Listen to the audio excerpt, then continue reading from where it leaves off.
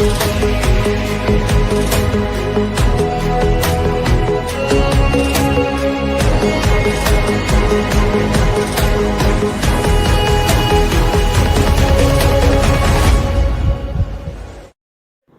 everyone, hope you're well. Chris Cowlin here. Now before we get into it, I'd just like to inform you about a new website selling quality current and retro Spurs jerseys, okjersey.com. They sell all current and retro Tottenham Hotspur shirts in all sizes. They sell the current fan and player versions as well as the 80s and 90s retro shirts, including my very favourite, the 1991 FA Cup final shirt.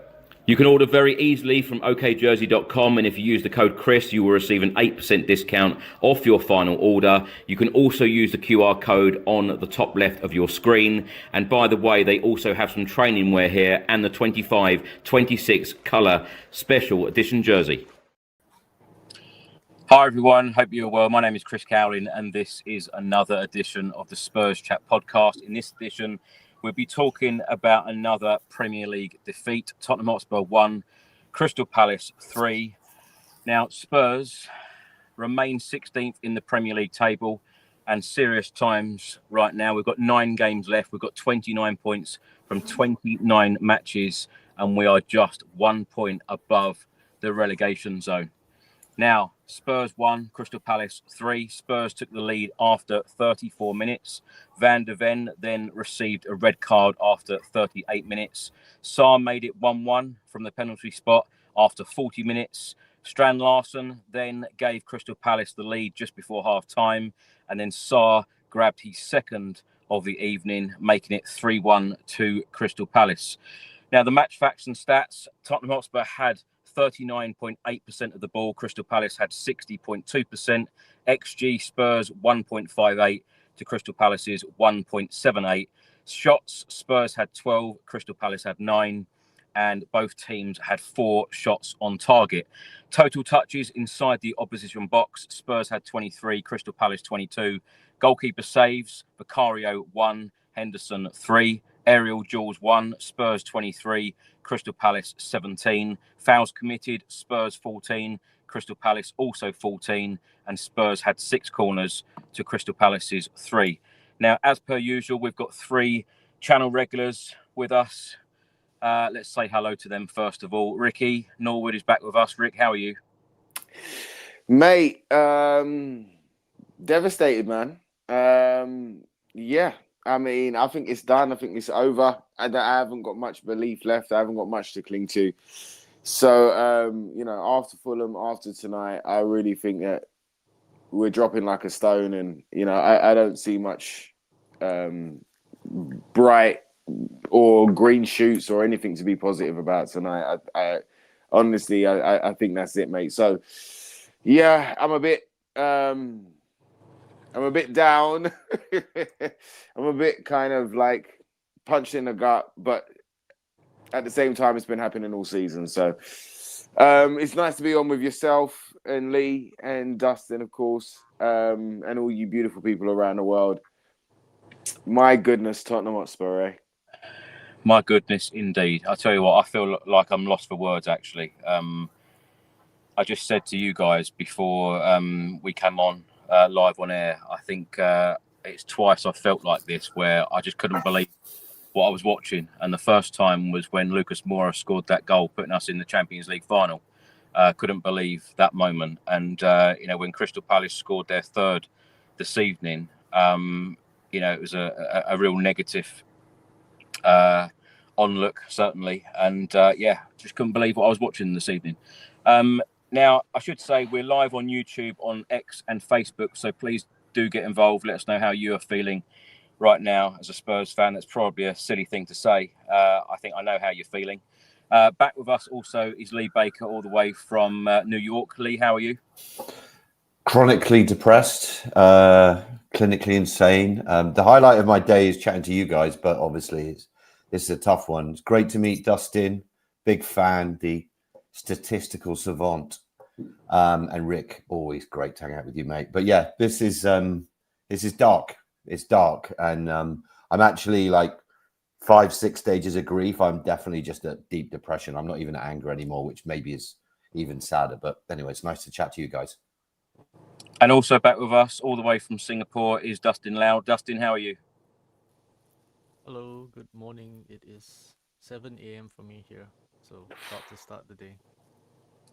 Real dedication from Dustin, and he brings facts and stats as per usual. But before we get into it, and before we get the views from Ricky, Leigh and Dustin on the game, let's hear from Igor Tudor.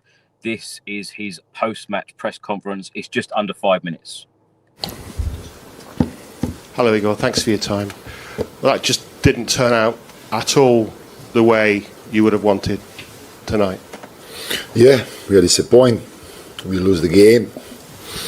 Even we start good and we had 1-0, then the red card changed the game. It was totally different game after. Fortunately, we won in second half. We pushed it, but we didn't make it.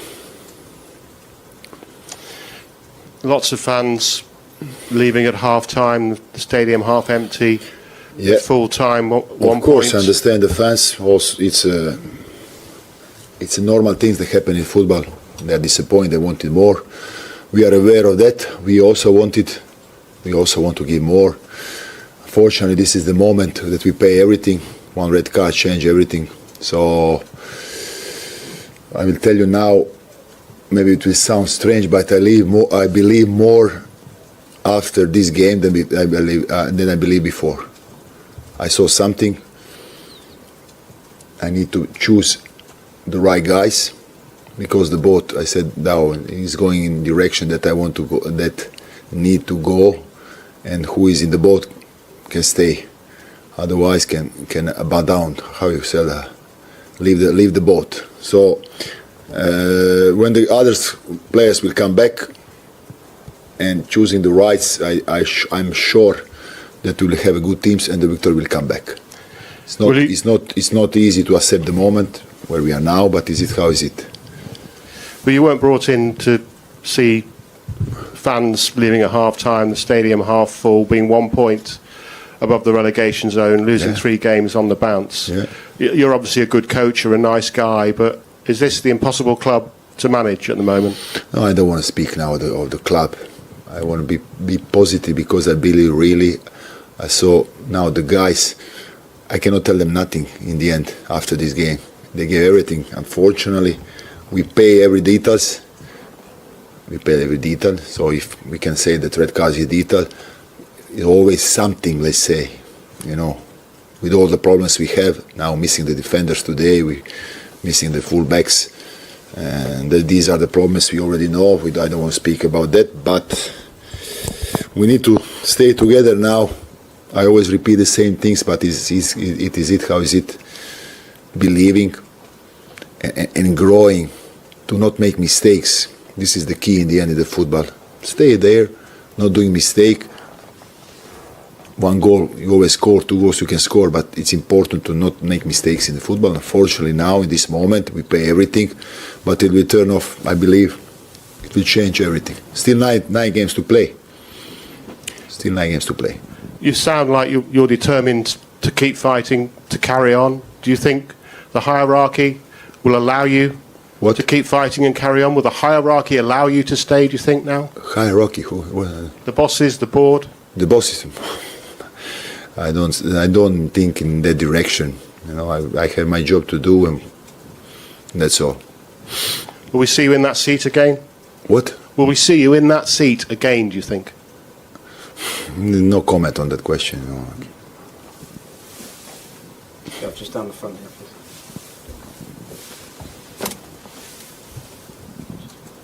Hi, Igor. Did Mickey van der Ven say anything to the team at half-time or after the game? It's a private thing or dressing room. Private thing, okay. I mean, it feels like at Tottenham there's always something going wrong this season, whether it's a red card, an injury. I mean, how difficult is it to kind of be suddenly thrust in amongst this? What do you think? How difficult? It's very difficult. Yeah. But what you can do, you need to keep working, believe, working on everything. Try to help these guys because I understand. It's I see them every day. They care. They want to do. They try to do. But this moment is like that. So what I said, to stay calm, We need to stay calm, keep working, and it will turn off. It will change situation. Do you think there's a discipline issue at all at the club? What? A discipline issue. Do you think there's any problems in There that is regard? no discipline issue at all. Opposite. Okay, I'm going to leave it there. Yeah. Thank you. Thank you, guys. Ricky, let's come to you. Let's get your thoughts on the game today. We'll talk about Igor Tudor's comments in a second. Today was a massive game. For me, it felt like a bit like last chance saloon in that sense. Fulham was a must-win. Today was a must-win. Fulham was shocking. All right, look, when Tudor's come in, we know what situation we've been in. And the Gooners, the Gooners are the Gooners. And, they've got their team, and it was what it was, horrendously how it was. But there was little things. You could see that there was little bits of energy creeping in. Fulham, we had to go out there and we had to win in those first 55, 60 odd minutes up until we made the subs and then scored. It didn't look like we was in this fight at all. It didn't look like we was in this fight or up for this fight at all. At the end of Fulham, those boys looked devastated. Today was another opportunity for another team that is in and around us for us to climb and make things happen. Results went our way in the weekend. So last night and today, but there's still an opportunity for us to have it in our hands and go and move forward. We didn't take that opportunity again. We started the game slow, sloppy, scared. The difference is so vast between like us and those in and around us. For the first time yesterday, I went to my brother's house and he's a West Ham supporter, and the game was on, and they're in the fight, but they looked confident within their defending. They looked confident within their attacking because they was putting patterns of play together, and they looked like they was encouraged. They looked like they was up for the fight. They looked like they were calm when under pressure because they've been used to being under pressure, but also knowing how to get through the lines and trust in a game plan that Nuno's put in there, and trust in the players on the field. And even them going, they went at it in January and bought in players. Now, they bought in players when they was in the bottom three. So those players had to have come in with some character and some fight, first and foremost, just to come through the door. But they done what they done. And they looked like they were really up for the fight, and they deserved their win against Fulham last night. And then right at the end of that, my brother switched over so that we saw the end of Nottingham Forest, Man City. And Nottingham Forest were going for a winner. They were 2-2 at the time, and they were going for a winner. And they were up for the fight, and they had something within their game which we just do not have. We don't have no confidence within our defending right now. We don't have no confidence in the midfield. We don't have no confidence in building a pattern of play, in trying to play some football. Small bright sparks being Danzo, Gray, and Tell for me. It was just one of those, man. And we go a goal up, and then suddenly we panic, get scared, and within 2 minutes, not only concede a penalty, but get a red card as well. And that comes down to panic. Mickey, if he's in his calm and assured and confident ways, he probably would have read that differently. Or he wouldn't have even made that mistake in the first place in pulling him down.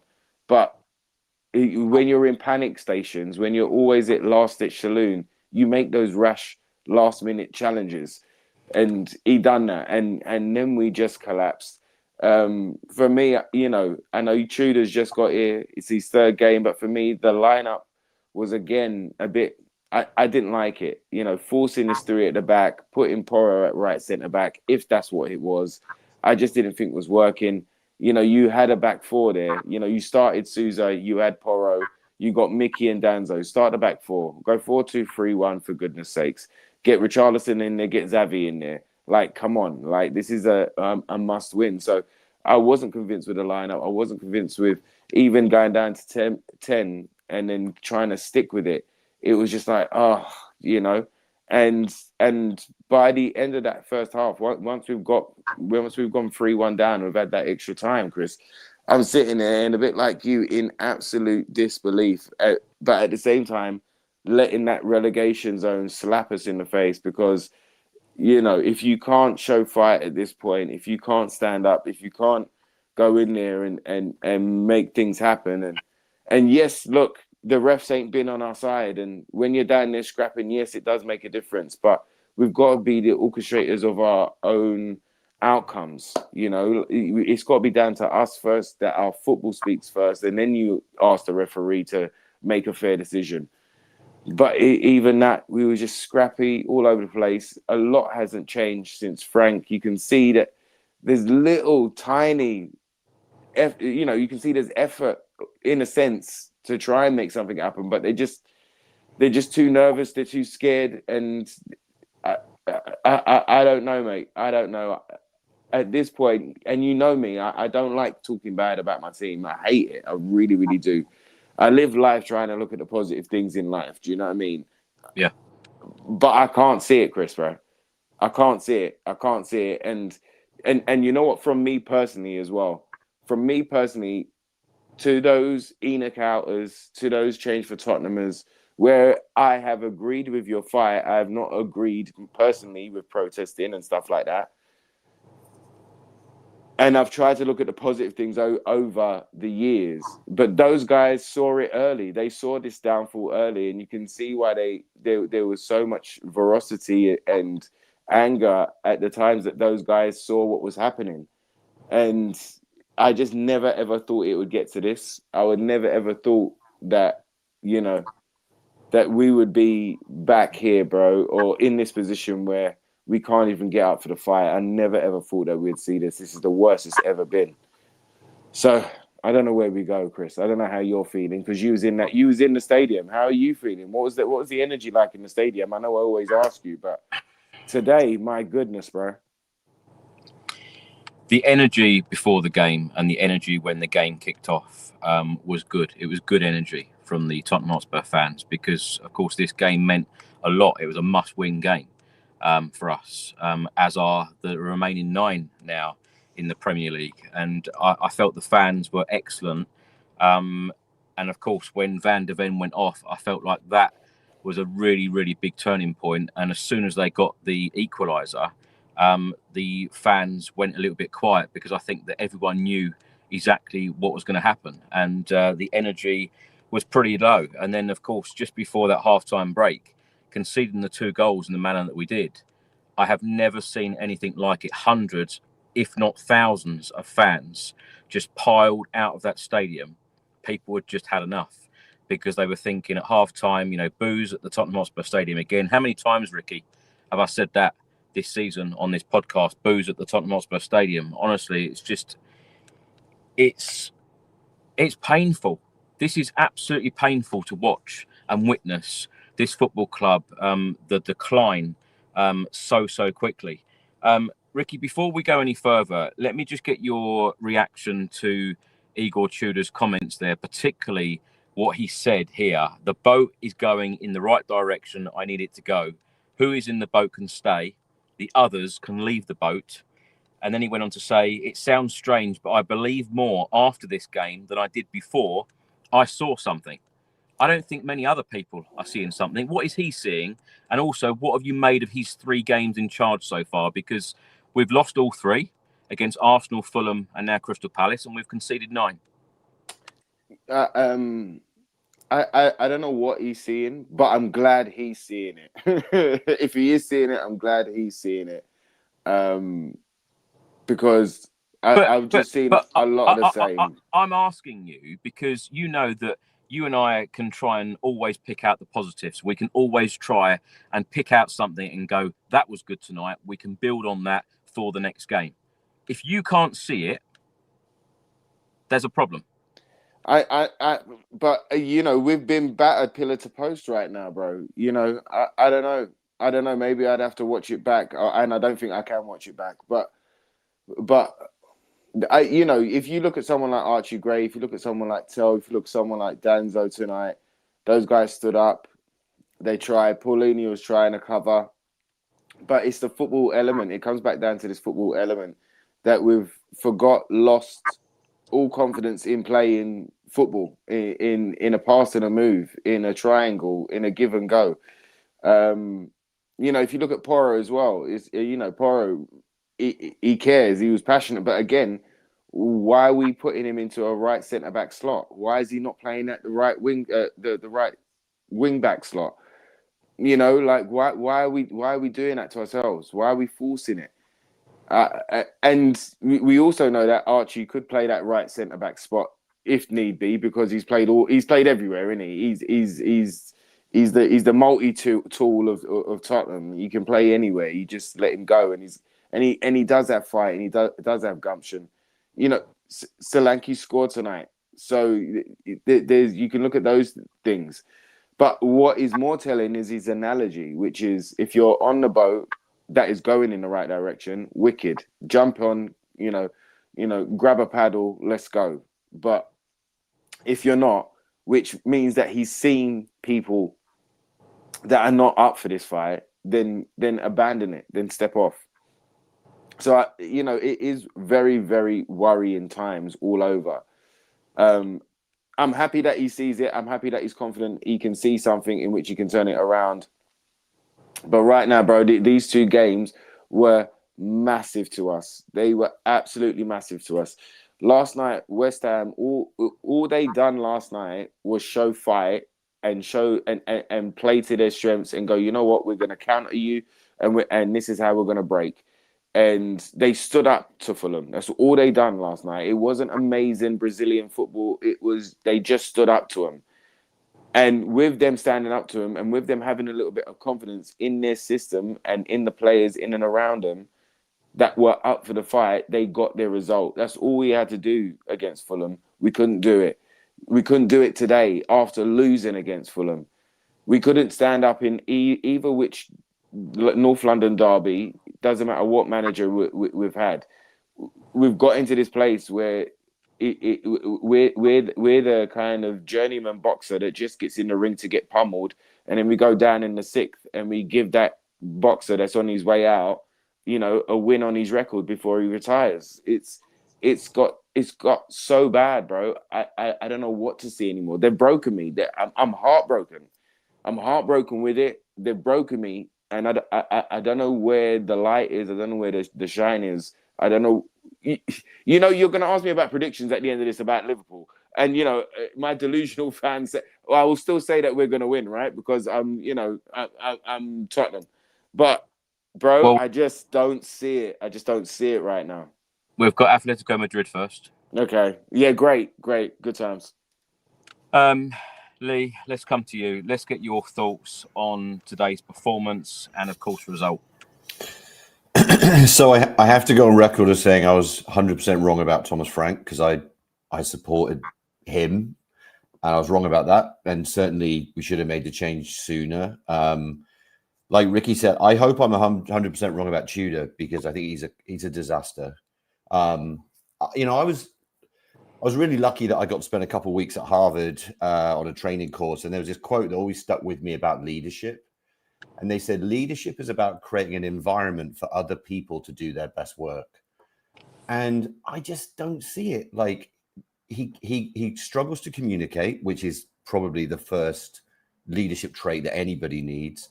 And clearly the thing, as Rick was talking to, that we're lacking is belief, right? You've got to get some belief into these people. And as much, and I'm sure Dustin's going to bring up some amazing analysis because that's what he does. But I think you could argue that the only thing we needed injected into us was belief and confidence. We certainly didn't need someone who's got pretty poor English from the last two games, basically saying how bad we were. And frankly, looking as shell-shocked as the players, what we needed was someone who could, be tough because, Tudor is not saying anything that any of us would disagree with. It's just that, is that really what the players need to be hearing right now? What the players need to be hearing right now, for better or for worse, is we're better than this. We can do this. Like it's the classic military thing of follow me. We can do it. And even using that sort of backs against the wall, like Mourinho was the master of backs against the wall, like us against the world. But there's none of that. So I really, really worry, like Rick said. I think the lineup is, again, another example of square pegs round holes. When I saw it, I kind of got maybe that you needed to rotate a couple of people, but Porro, who's the best crosser of the ball, to two strikers who in theory can head the ball, is playing at right centre back, which just made no sense to me whatsoever. I thought Kolomoani was completely anonymous. The Gray was the only bright spark, but I have to say that I was telling my wife that Tottenham haven't been down in my lifetime, and then she pointed out that I was actually 7 years old when we went down. But I'm starting to feel that, because the direction of travel is down, and to Rick's point, everybody else is fighting. So something needs to change. Unfortunately, I think for those people calling him to go, we're probably stuck with him because we got a game midweek. Then we have Liverpool, then we have another game. And changing again is probably too scary for even these guys. But I think they took a horrible gamble with this guy. And I really fear he's going to take us down. I've got to be honest. Leigh, would it be best to make a change now? Because at the end of the day, he is just an interim manager. He is meant to be here until the end of the season. But when you're talking, I know he's used the analogy, about boats and ships. He's meant to be here to steady the ship, not to sink it. Do you think that we'd be better to change the manager at this point? Because I've seen a lot of people saying this. To be honest, I'm sitting here and I don't know what is best. All I know is that Thomas Frank should have gone a good time ago for us to have had a real chance of turning this around. Yes, we can sit here and talk about the transfer windows, as we always do on this podcast, on this show, week in, week out.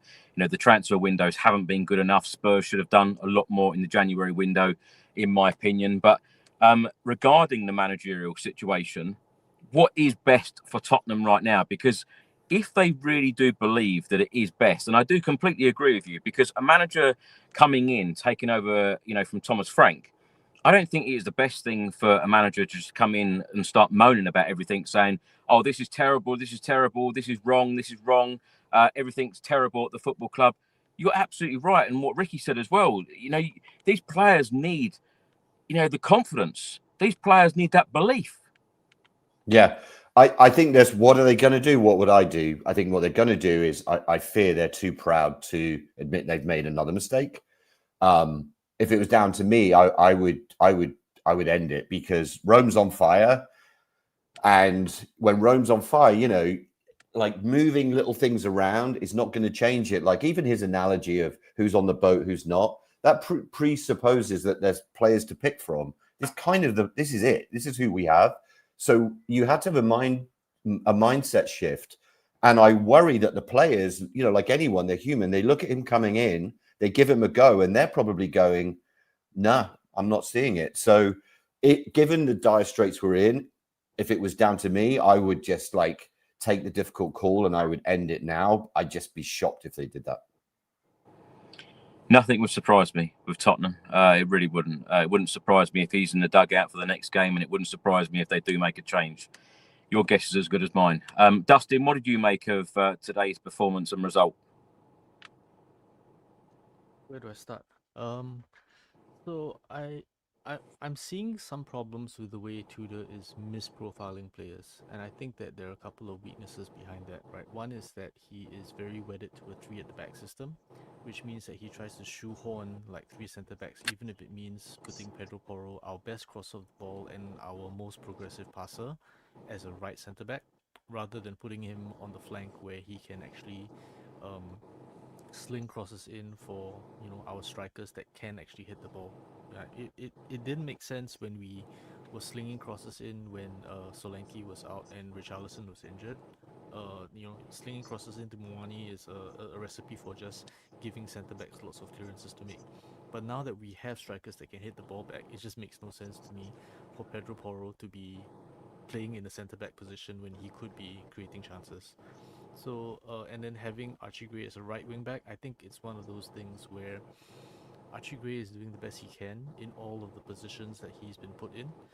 And, to be fair to him, he created the chance. He created a bunch of chances for the goal. And also he created our previous goal in the game against Fulham as well. So Archie Gray is the player I see to be both fighting for the shirt also creating chances and making things happen. Tell is the other. I think a lot of people will give him grief for the mistake that led to the goal.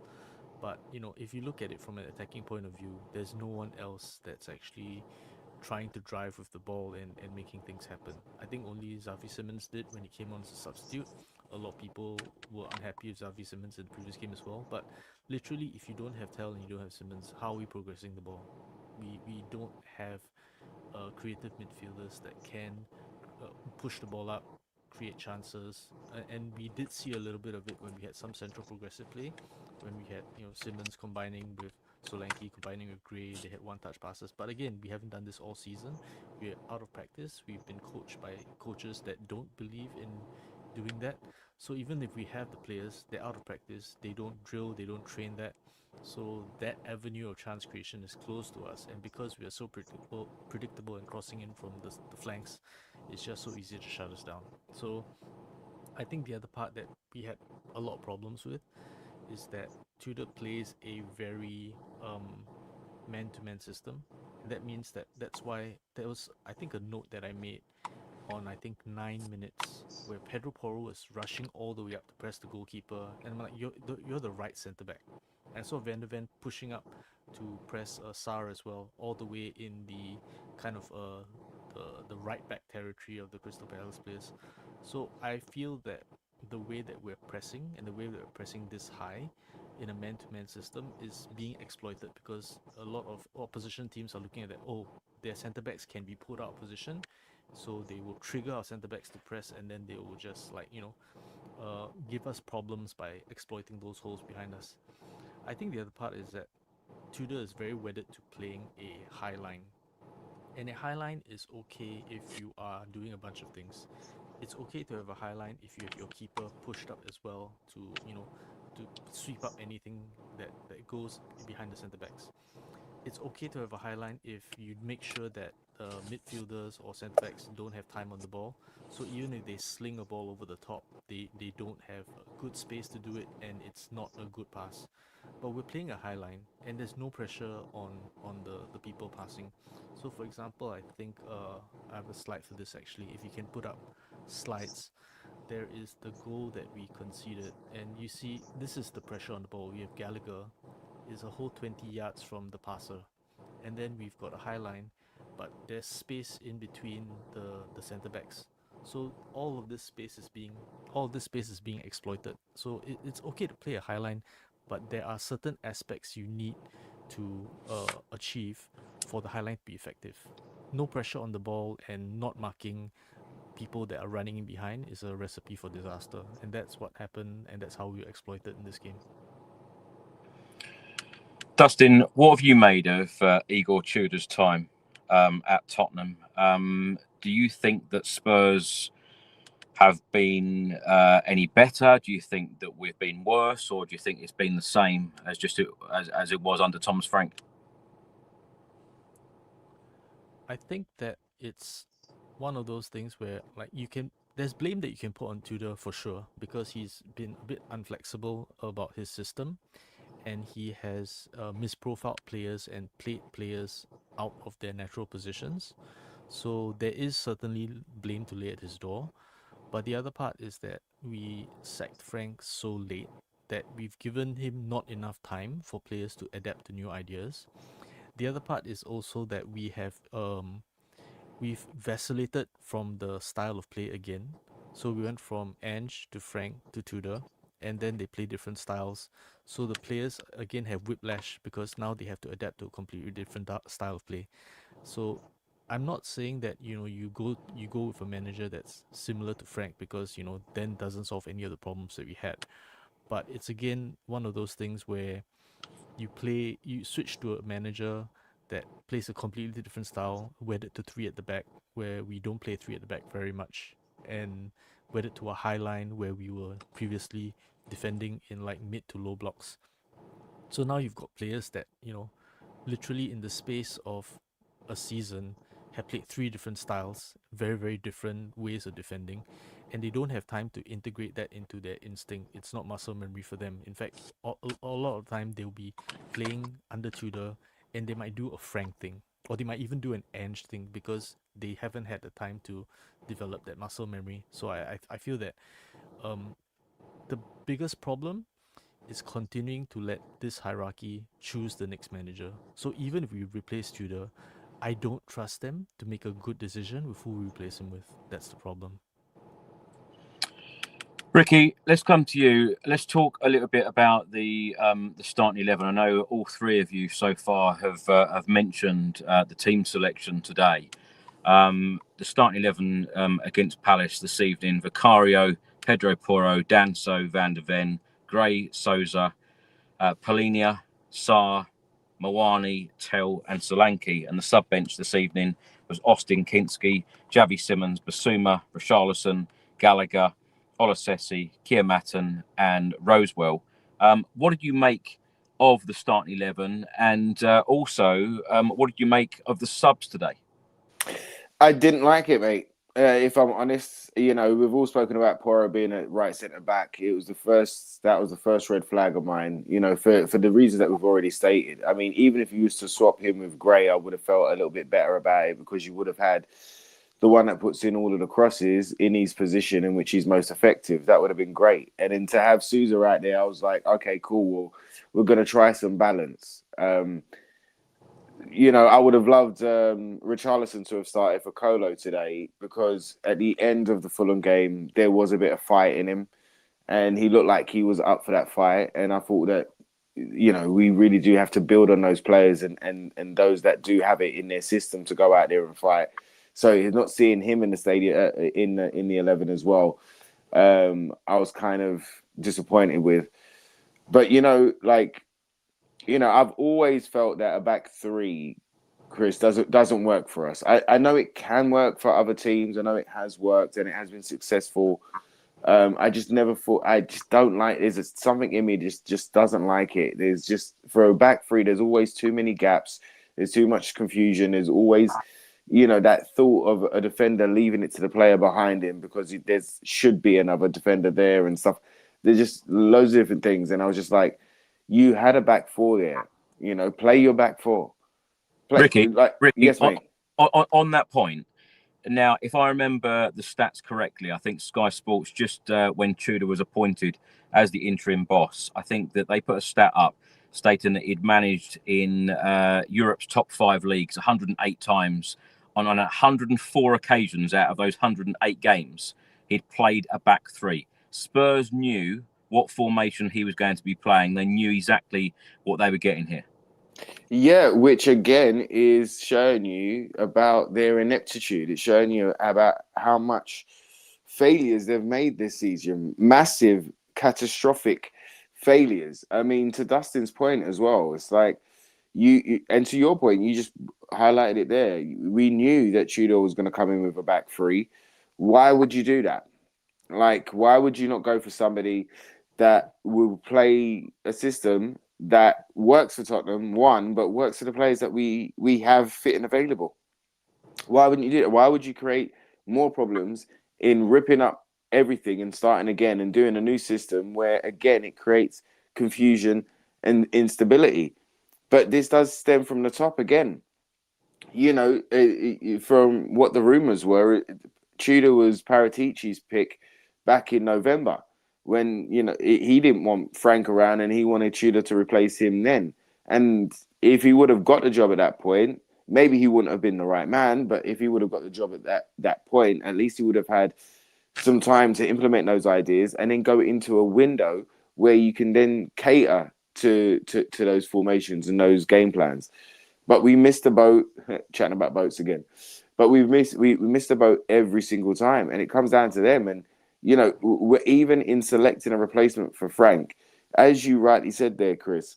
Vinay and Lang were the only ones that were trying to hold on to Frank and trying to keep him at the club. It came from the family that overrided their decision and going, no, he needs to get sacked. And then they've gone to their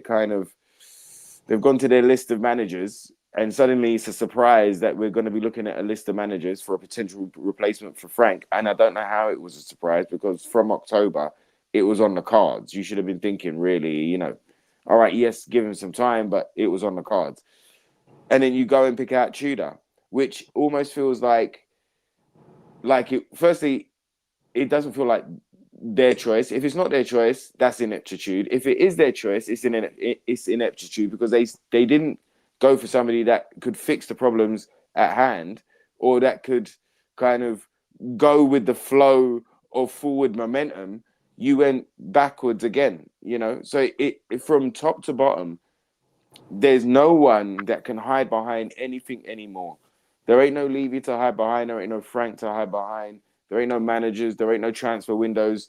There ain't no international cup games that are getting in the way of us signing players. There ain't nothing that you can hide behind.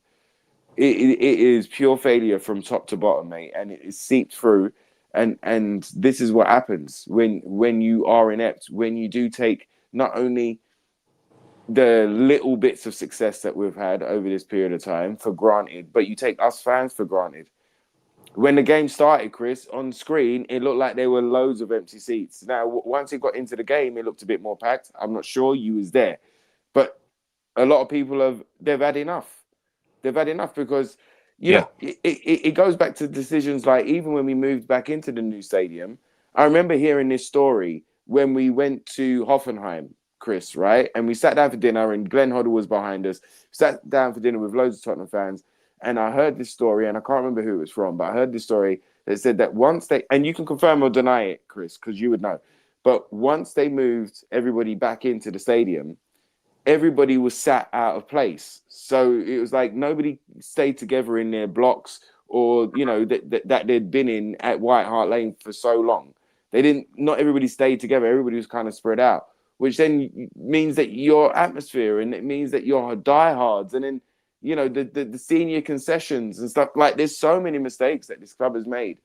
There's so many times that they've taken us and Harry Kane for granted, and Sonny and Hugo Lloris for granted, and Dembele for granted, and Pochettino for granted, and the miracles that get pulled out of our hat left, right, and centre over the years when we've had moderate, small success. They destroy it, they stamp on it, they take it for granted, and they think that, all right and cool, well, because I only gave you £5, then that's all you need. Do you know what I mean? But 1 minute, I want to get steak and chips this time. No. Have £5 and go and get yourself a meal deal and be happy with what you got, because that filled you up last time. It's just so poor, bro. And I'm so disappointed because all I wanted was better from them, bro. When I called them out, all I wanted for them was better. And they've taken the Berties, and this is why we are where we are. This is why they choose a manager like Tudor again, which makes no sense to anybody. But all right, we're going to go for it. He's a fireman. He gets teams out of trouble. Okay, us Tottenham fans, we're clinging on to everything. We're hoping and praying and begging and pleading that, all right, cool. Hopefully this is the guy. Hopefully, because Frank's gone, there's a bit of relief within the camp. Hopefully it's going to click. Hopefully they're going to stand up. Hopefully. That's all we've got left, bro, is hopefully right now. So it's just another indictment of their poor management, their poor decisions, their absolute catastrophic appointments that they've made from top to bottom. How is Vinay still in the job? How is Langer still in the job? I don't know. How is any of that board still sitting there at games? I don't know. I don't know how you can show your face, really, because in a sea of change, which this season was supposed to be, where they had an opportunity, ENIC 2.0 had an opportunity to show us. They just spun us the same old lies and the same old words, bro. And I tried to go with it. We tried to go with it, but look where it's got us. It's beat me up, bro. I'm heartbroken with it, honestly. I don't know whether you saw on the TV, Ricky, but when after the at the start of the second half, the Spurs team were out first on the pitch. They were waiting for Crystal Palace to come out, and during that period of time of waiting for Crystal Palace to come out of the tunnel, the Spurs fans were actually looking up, especially in the West Stand. They were looking up at the board members, and they were shouting a lot of abuse, and some of the stewards even had to hold some Spurs fans back with the level of abuse that they were getting, because there is a lot of frustration, as you can imagine, and as you would expect with the problems are at the football club right now. Leigh, let's come to you.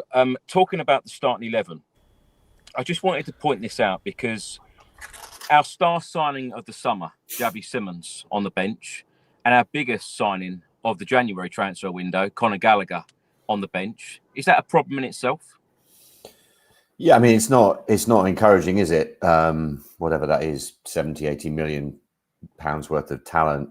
I said earlier, like, yeah, I get that you've got to rotate some people, but those two, I mean, they are arguably two of our best players. And what we know from the Fulham game is both of them were played out of position, which Dustin already alluded to.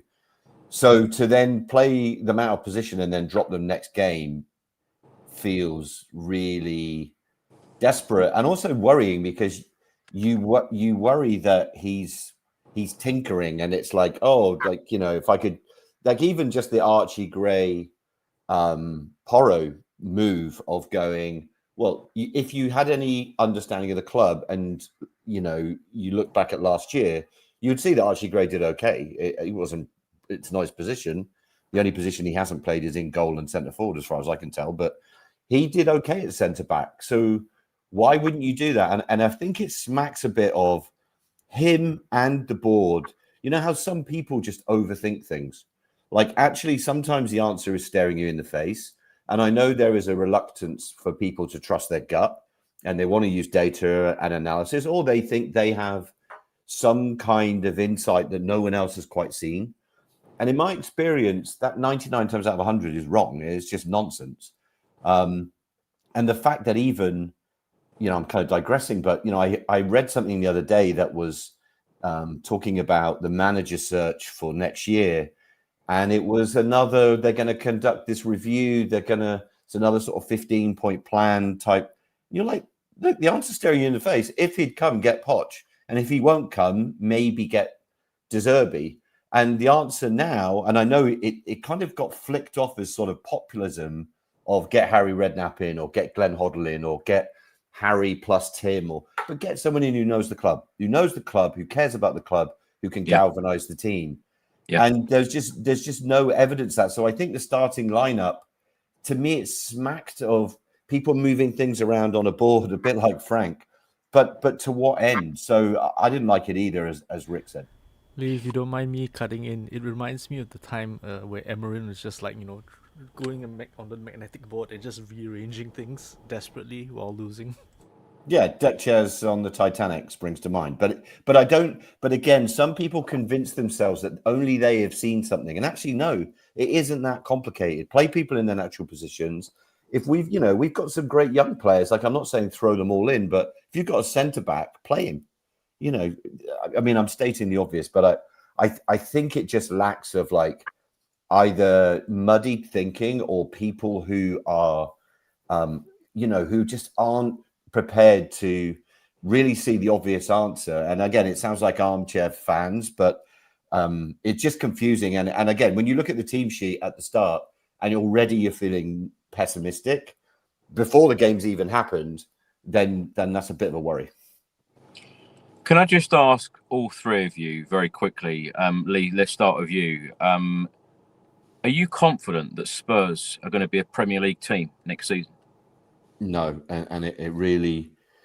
I saw you were on TV earlier today, I think, and you're like, we shouldn't even be having this conversation. But it's a cliche, but I have that sinking feeling. Like, I really, really worry because there's no new manager bounce. The players, as far as we understand, there's nobody really coming back till April. So I'm worried. I'm like, is it 50-50 or is it 60-40 against us? But I'm really, truly worried that we're actually going to go down. Because when I look at the likes of West Ham, Leeds, Forest, the amount of points they've picked up in 2026, Spurs, of course, are the only team without a win in the calendar year of 2026. And when you look at the fixtures, you know, what is an easy game for Spurs? This is what is really worrying at the moment. Dustin, do you have belief that Spurs will be a Premier League team next season? Honestly, no, because we have been trying to survive until Romero comes back from his red card, and now we've lost Van der Ven to a straight red card. So we've basically, like, you know, we have all those stats about how when we had Romero and Van de Ven at the back, we won 84% of the games, whatever, last season, right? Now we have them taking turns getting straight red cards. So we're not going to have them for essentially, 8 games. Romero is also walking a disciplinary tightrope where if he gets another card or a few more yellow cards, he goes on the suspension again. So I think that at this point,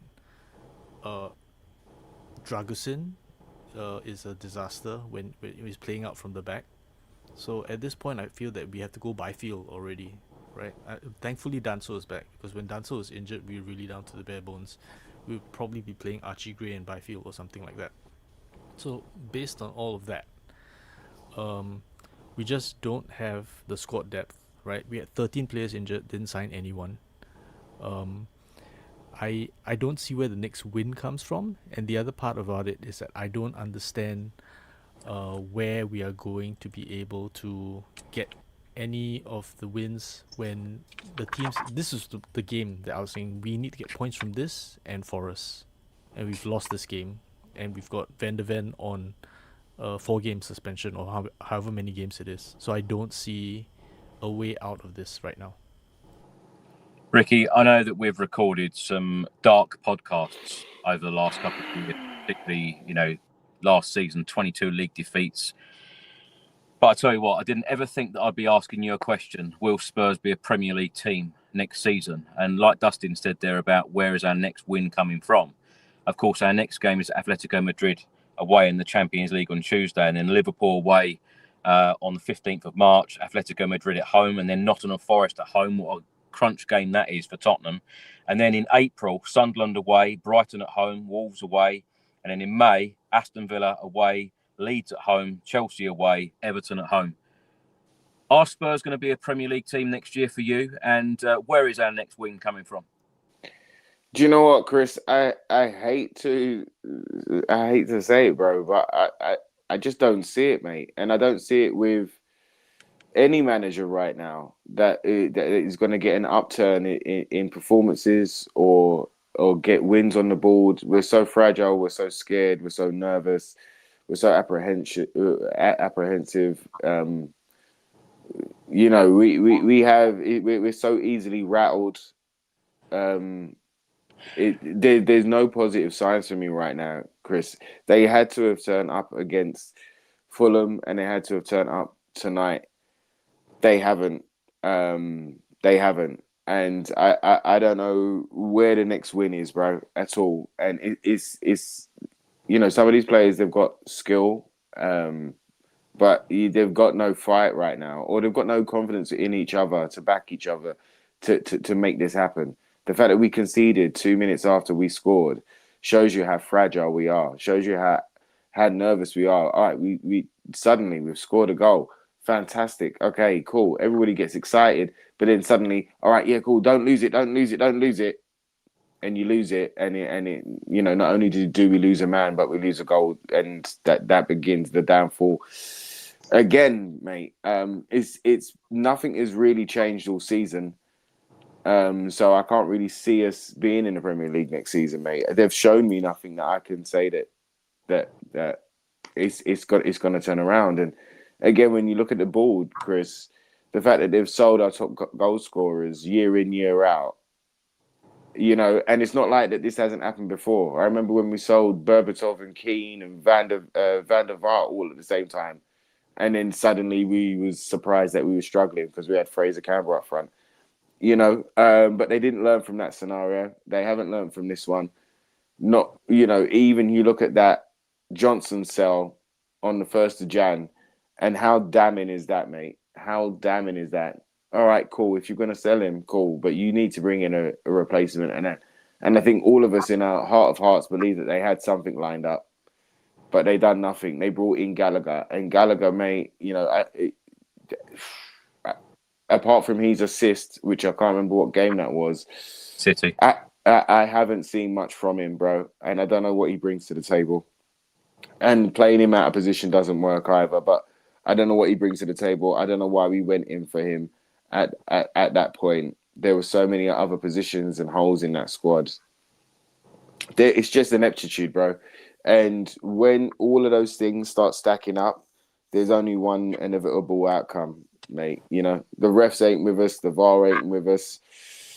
You know, we was lucky with an offside today, actually, but you know, nothing's really going our way, and we can't get up for the fight. I haven't seen it. I just haven't seen it. I haven't seen the gumption that I saw in West Ham last night or Nottingham Forest. I haven't seen it. I haven't seen them believe, like what Leigh was talking about earlier. Like, I haven't seen them believe in a game plan, in each other, in the way of play, in scoring a goal, in defending a goal. I think, you know, we're at the point now where we do bring in, you know, someone like Byfield, who do start blooding in Kinski. You know, get Vicario out of the goal if he's not going to be number one next year. And he's off, we'll get him out, get Kinski in there. Let's see what he's got, because at least he's a ball playing goalkeeper that we've been looking for a long time. Start blooding him in. Let's see what somebody new and fresh and somebody that wants to be in that shirt. See what they can do, because that's what we're left to. We're left to hopes and individual players creating magic out of nothing, and you know, the ball bouncing our way, and it just hasn't. So I'd hate to say I don't think so, Chris, and I can't believe that I'm saying that. I can't believe that I'm saying that. Yeah. Dustin, before we get into the game itself, let me come back to you and ask you about the team selection, because I felt after the Fulham game, Matisse Tell definitely deserved the start today against Crystal Palace. Did Richarlison deserve a start today, in your opinion? And also, what I wanted to ask is going back to Tudor's comment about, you know, who is on the boat can stay, the others can leave the boat. Who do you think he's talking about? Not sure who he's talking about. I don't really want to guess, but I think that it's clear that there are some players that are phoning it in. In terms of who we should have in the starting lineup, I think Matisse Tell is clearly one of those players. Despite his performance in the Fulham game and a lot of people blaming him, I think Xavi should have been, because if you have Tell there but you don't have anyone for him to do touches, one-touch passes and interplay with, then he's got to do it all on his own, which he's been trying to do, but essentially he needs someone to play off as well. So we suffer from the same thing of not putting enough creative players on at the same time. So that's one thing. I think we should have Tell, we should have Xavi, and we should have Richarlison on. And I've been one of Richarlison's biggest critics in terms of, you know, we can't hold up play and he doesn't have a great first touch on the ball. But relegation battle Richarlison is a different kind of Richarlison. You ask any Everton fan, there were people talking about that last game of the season against Palace, where essentially there's an Instagram video of a Everton fan saying that he took injections, he didn't go for physical, because if he went for the physical he would have not been allowed to play, and he played his heart out, scored a goal, and after Everton scored the winning goal, he just dived and face planted right there and told the coach, "You have to take me off, I can't take it anymore." So relegation battle Richarlison is the person that would be fighting for the badge. And right now we don't have, we have players like Moani who are on loan that aren't the most committed, but Tudor plays him because he knows him from Juventus. And I feel that the missed opportunity is, if we are already a man down, then if the game plays out in an orderly way, the team with less players always loses.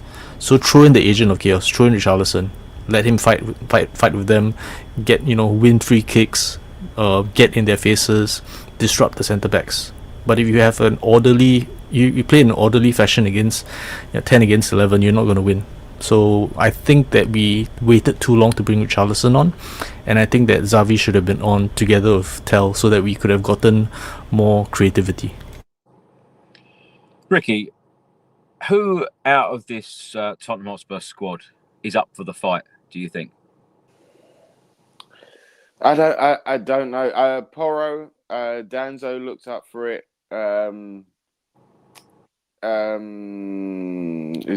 Gray, Paulinia, Richarlison, like Dustin said there, from what we saw once he's come back, it looks like he's up for that fight. Tell. And then I think some that have been in the team, like there must be some that are not up for the fight at all. But I think there's some that are like almost been beaten up by the season. Some that have been playing and that have just taken loss after loss after loss, and and is part of that kind of almost. I don't mean what I'm saying, but you understand what I'm trying to say. But it's almost like that. Feel sorry for me. It's not my fault. Feel sorry for me type of mentality, and I think that they're the 50-50s. When it's going right, it's going right. When it's going wrong, it's going horrendously wrong. So there are a few that are up for the fight, but we need to play to their strengths. We need to stop doing, square pegs, round holes. We need to stop.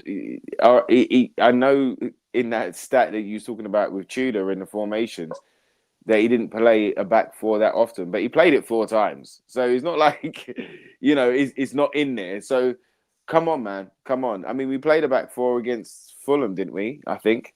So yeah.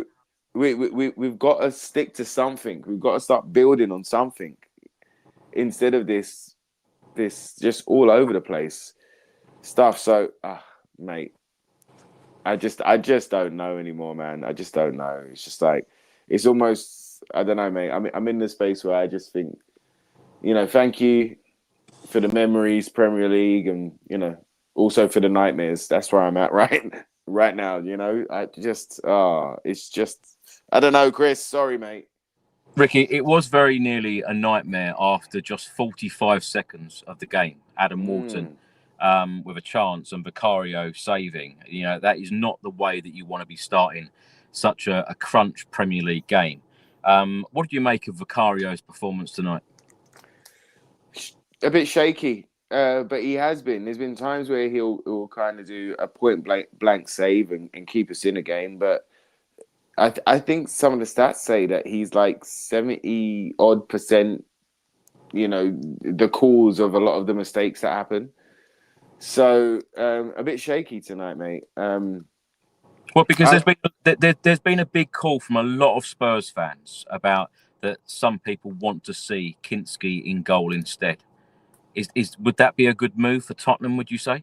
We want. I think what every Tottenham fan wants is those that are in the shirt want the shirt and want to play for the shirt and want to go out there and be Tottenham Hotspur. Kinski hasn't been given a chance. We've seen glimpses of him, but then he's come in for one and looks shaky himself, and then you can almost go, "Oh, he doesn't look ready." But I think we're at the point now is that if he's going to give him an opportunity to be number one.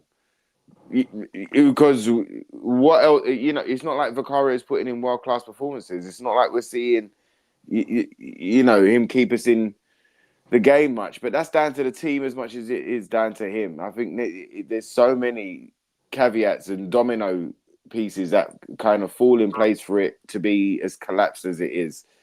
So I'd give it a go.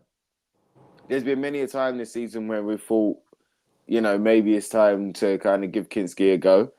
But it's a risk. It's another massive gamble. It's another new guy coming in and trying to trust the defense that he kind of knows but doesn't know in a game scenario. So it's gambles left, right, and centre. And I think that every Tottenham fan is just trying to throw something at it and hoping that something sticks, that we can see something positive, that we can build on something.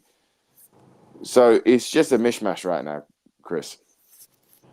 Leigh, let's come to you. After just 7 minutes, a yellow card for left-back Sosa. And then after 15 minutes, Matisse Tell skipping past 2 players, shooting at the goalkeeper, and the shot was saved. What do you make of Matisse Tell this evening? He's bright in spark in places, and to Dustin's point, he's the only one who's progressing the ball, but he's got a little bit of that sort of playground football thing of like, I'm going to beat 8 people and try and take on the 9th, and you know how that ends. But I did think the left-hand side for probably about that time, which was probably about 5 minutes, with Sosa and him, there's a lot happening down that side. And, I feel for Sosa because, like, again, from a confidence point of view for a 19-year-old, coming in. Like he never really had the chance to overlap. But I thought there was signs of him and Tell trying to have some kind of rapport. But yeah, unfortunately with Tell, like he needs people that he can pop it off to. And if he's just feeling like he's running down dead ends, then the crowd get on him. And of course, that square pass across the box for their goal was a bit of a disaster. But I would rather see Tell in the team every week because I think he at least is trying to do something and he's trying to drive us forward. But we've got to like put people around him, which it doesn't seem like we're really doing. Leigh, let's stay with you because after 29 minutes, it looked like Palace went 1-0 up through Sarr.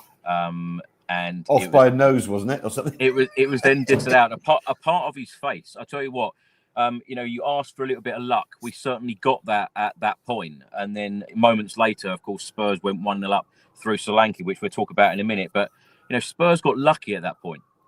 Yeah, I mean, it was a shocker. I was sort of like, I was shouting offside at the TV, and then when they showed the playback, you could see the line in the cut in the grass. I was like, his body was basically the other side.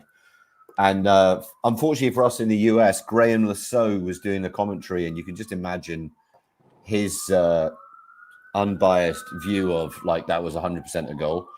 But we were lucky. But it's I keep praising Dustin because I'm a fan, but there was no pressure on the ball. It's just literally a dink over the top. But literally, the graphic I saw, it was literally his nose. I mean, I don't want to make nose jokes, but we were insanely lucky to get away with that one. Yeah. Dustin, let's come to you. Let's talk about Tottenham's only goal of the night after 34 minutes. Dominic Solanke finishing off, which was great work from Archie Gray. What a fantastic cross from him. Yeah, Archie Gray playing out of position in 6 or 7 different positions for Spurs now, and every time he scored a few goals for us in the last few games as well. I think that he is really he's really putting a shift in for a 19-year-old kid, and he's made mistakes. Everyone has this season. It's been a bad season, but I think one of the lights that we have from this is how much Archie Gray has developed, and it's pressure makes diamonds, right? So I think that when he starts getting more confident, starts playing in this position, starts being surrounded by players that are adding to him rather than being in a being in the clusterfuck of a club. I think that it will make a big difference to his development. The question is whether that development will be in the Championship or in the Premier League.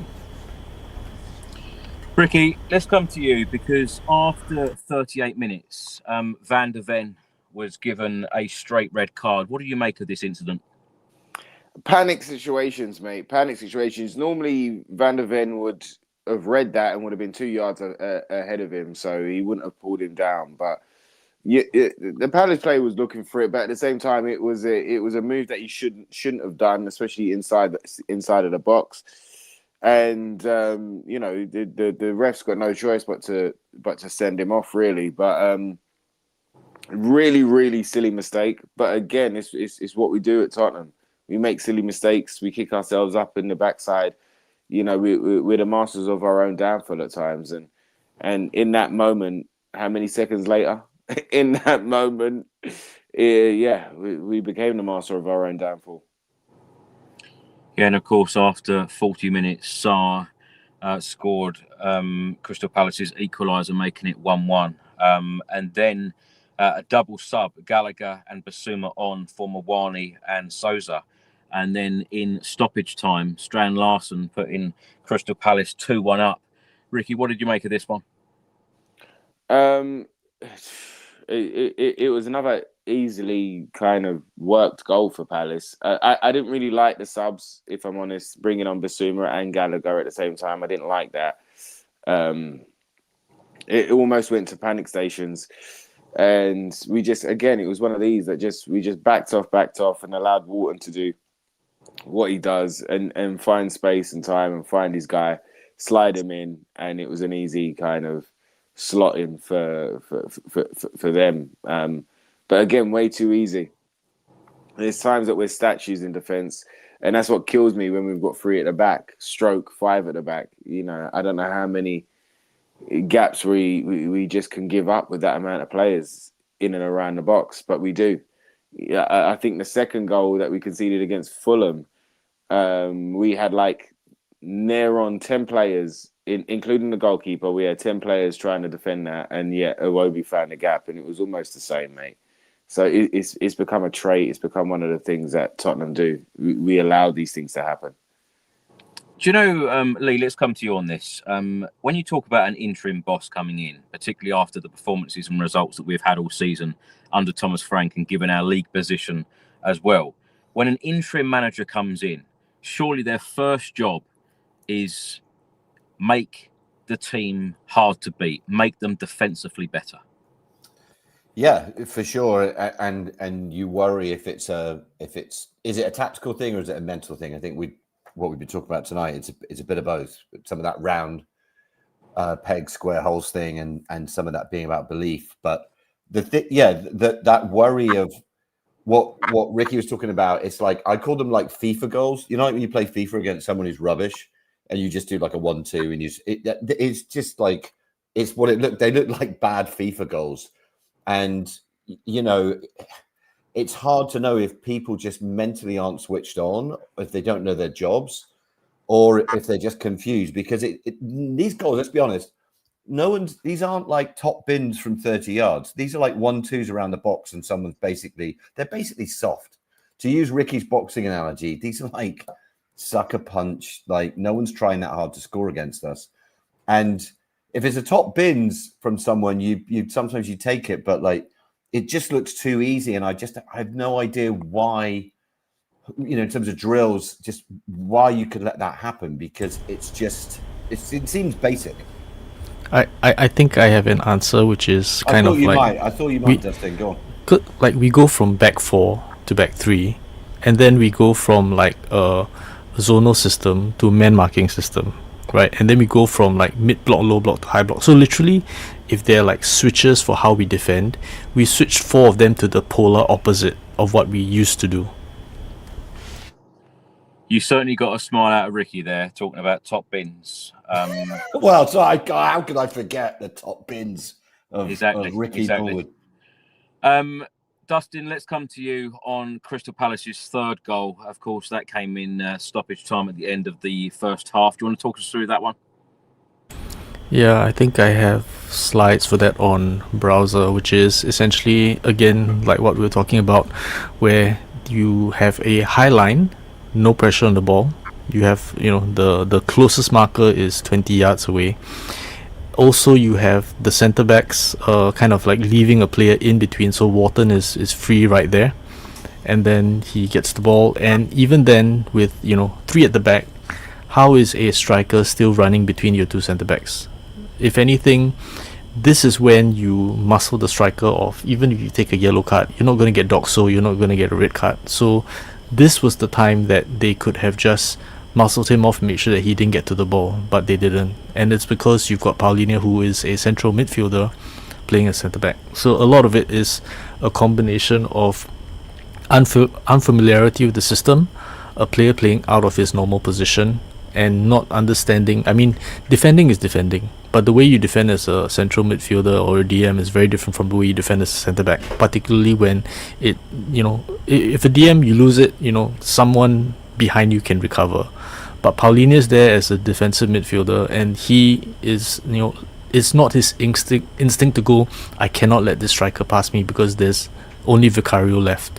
So I think it's a lot of like playing players out of position and then switching the system around. Of course, at half-time, extremely loud boos at the Tottenham Hotspur Stadium, and as I mentioned earlier, hundreds, if not thousands of fans pouring outside the Tottenham Hotspur Stadium going home at the half-time break. Straight after the half-time break, Kevin Danso went close, and then on 56 minutes, João Palhinha shooting wide. On 59 minutes, Danso, Palhinha bumping into each other, just showing a lack of concentration, and it was just laughable at that point. The Crystal Palace fans all night were bantering the Tottenham Hotspur fans, singing "You're getting sacked in the morning" to Igor Tudor. Dominic Solanke, he had a shot saved, and after 74 minutes, Javi Simmons and Richarlison came on, Pedro Porro and Solanke going off. Javi Simmons with a free kick hit the wall in the 87th minute. And then, of course, it was the full-time whistle and lots of boos again at the Tottenham Hotspur Stadium. Ricky, anything else to add on the game this evening?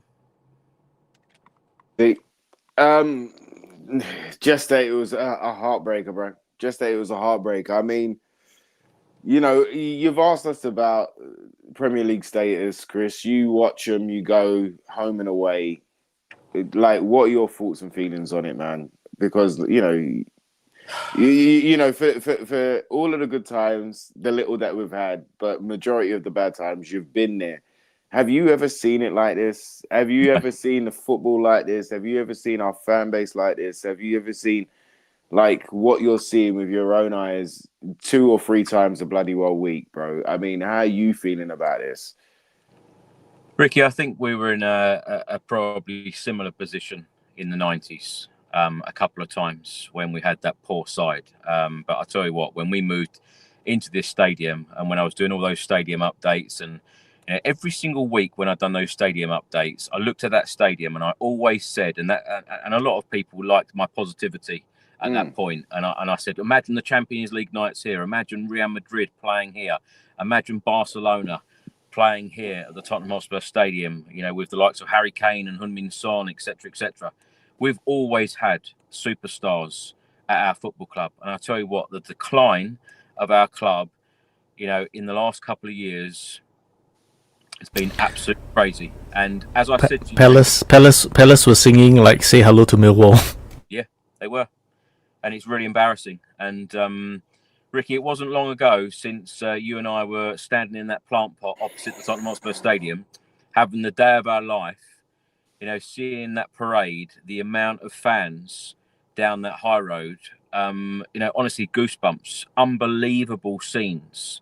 You know, had the biggest smiles on our faces, and then just, you know, less than a year later, you know, we're sitting on this podcast asking each other whether we're going to be a Premier League team next season. I tell you what, it is extremely, extremely sad times, and I feel absolutely gutted.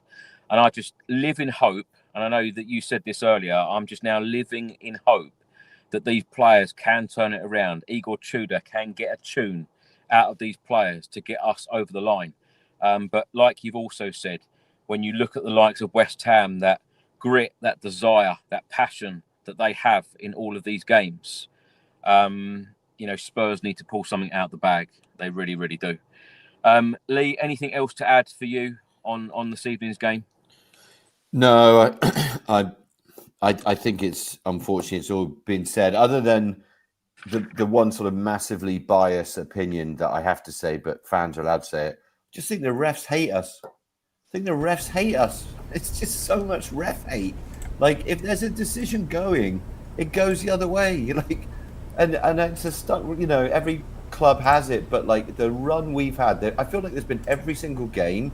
There's been 1 or 2 decisions where, like, the thing about the Van der Ven one, I think it's the law that if they made a law where keepers can only, you basically can't send a keeper off and give a penalty. I'm pretty sure this is right. They changed the rule a few years back because they just thought it was too unfair that you got to then bring on another, you know, you got to take an off field and put a keeper on. And the Van der Ven thing, it's like, let the guy go. Like, I mean, I'm not saying the keeper takes him out. It's the same outcome probably on a penalty or a goal, but we got 11 men. Like, that's the thing that really got me. And like Van der Ven, I love him as a player, but I do question his thinking and his commitment, and you know that's unfair from me because I'm basing it on things I read, which may be wrong. But that was a ridiculous example of like, let the keeper make the save or let the keeper take him out and take the pen, but keep 11 players on the pitch. So yeah, I think the refs definitely hate us, and that's, I guess, what I'm clinging to. It's not fair. Do you have an issue with the red card itself? No, I mean you know, it's soft again, and we, you know, the cliche, we've seen them given, we've seen them not, but I always try and, if it was against you, what would you say? And I think you'd say, come on, you know, like if that was against you, you'd be screaming for a red card. So I thought it was soft, but I think in the cold light of day, you probably had to send him off. What did you think? I mean, in the ground, probably looked innocuous, right? Yeah, of course they don't show these replays in the stadium, so that's an issue in itself. It's kind of ridiculous that he made that decision, and I think I'm going to be a little harsh on him, but if you know that you could get sent off, it's a straight red because you're 1-on-1 with the keeper. So even if you concede a goal at that point, you still have an hour left to play with 11 men versus a red card in the relegation dogfight, 9 games left. How many games are you going to be suspended for? So you have to make a mental calculation about this is not worth that foul right now. Yeah.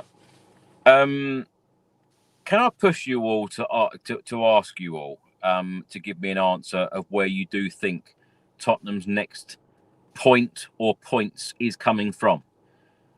Ricky, let's start with you, because I'll read the fixtures again. Liverpool away, Forest at home, Sunderland away, Brighton at home, Wolves away, Aston Villa away, Leeds at home, Chelsea away, and Everton at home. Where are the next point or points coming from? The next point of call where those points could come from is Nottingham Forest. So that's a massive 6-pointer in a sense, and I suppose and the reason that I dismiss Liverpool is because we never in our best of days, when we should have won, when we could have won, have we won? The majority of the time they have us over. So and even though they're in shaky form, Dr. Tottenham will turn up again, won't they? And get them back on side for themselves, for their own missions. So I kind of write Liverpool off. If we could get a point in that game, that'd be amazing, but I just don't see it happening.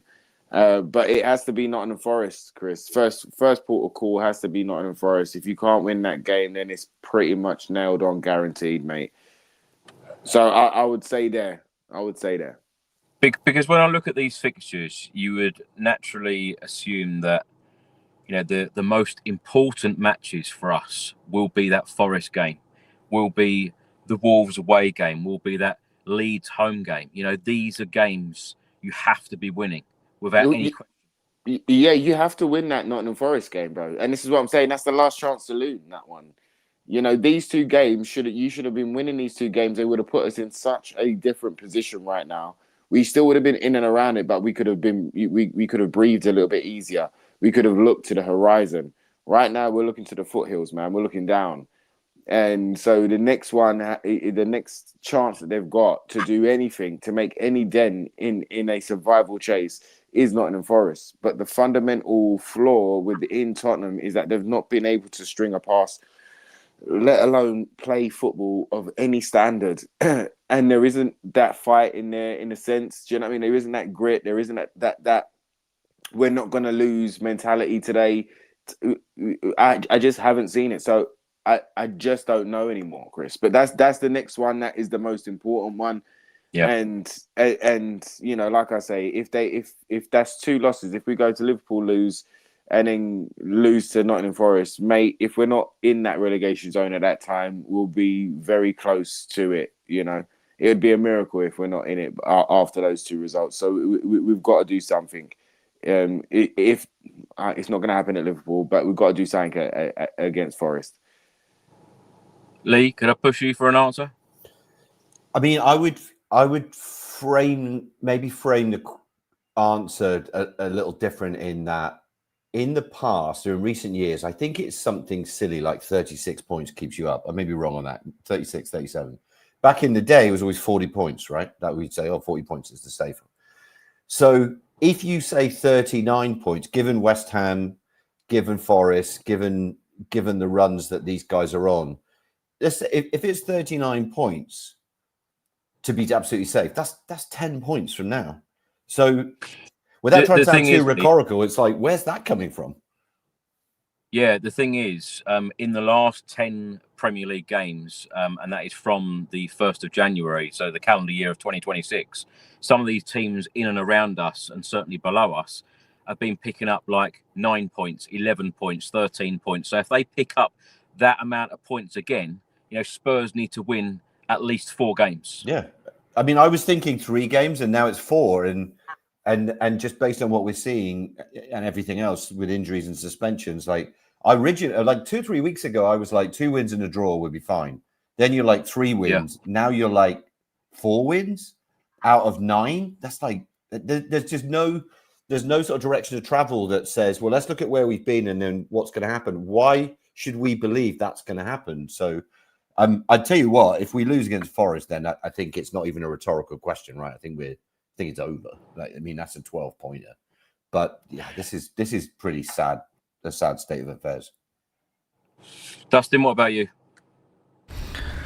I think Nottingham Forest first port of call, and basically this is a 6-pointer. So teams that are kind of within reach of us, we have to beat them, because otherwise we're also giving them points.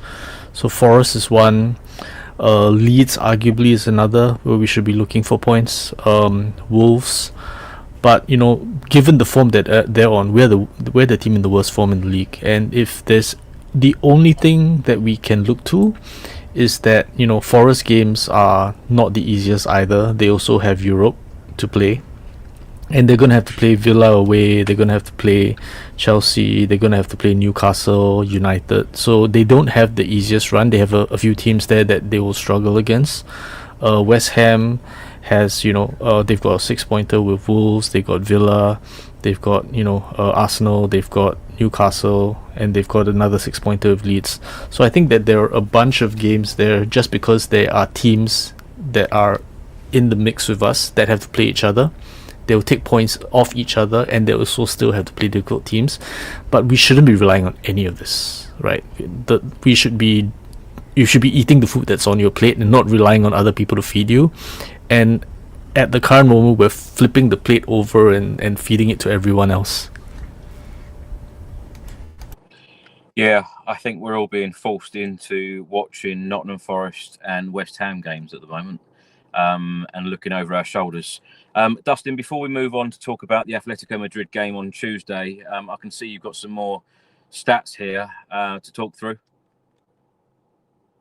It's not really stats. I'm already looking to next season, and it's more of like ownership, structure. What do we need to do to fix this club? And it's like it's more of the video that I'm going to be doing next, which is kind of analyzing how clubs are stable and what we need to do to be stable. So the first thing you can see here is like this is a list of the big 9 clubs, which is basically the big 6 plus Newcastle plus Villa plus Leicester since they won the league, and kind of like how long the owners have been in charge and what that stability allows them to do.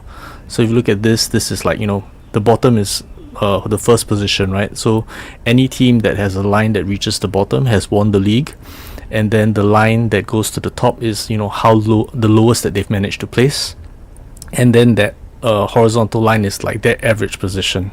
So this is like the stability that clubs have, and I've done it by kind of owner, right? So in this case, you can see that Newcastle, for example, has like Mike Ashley and PIF.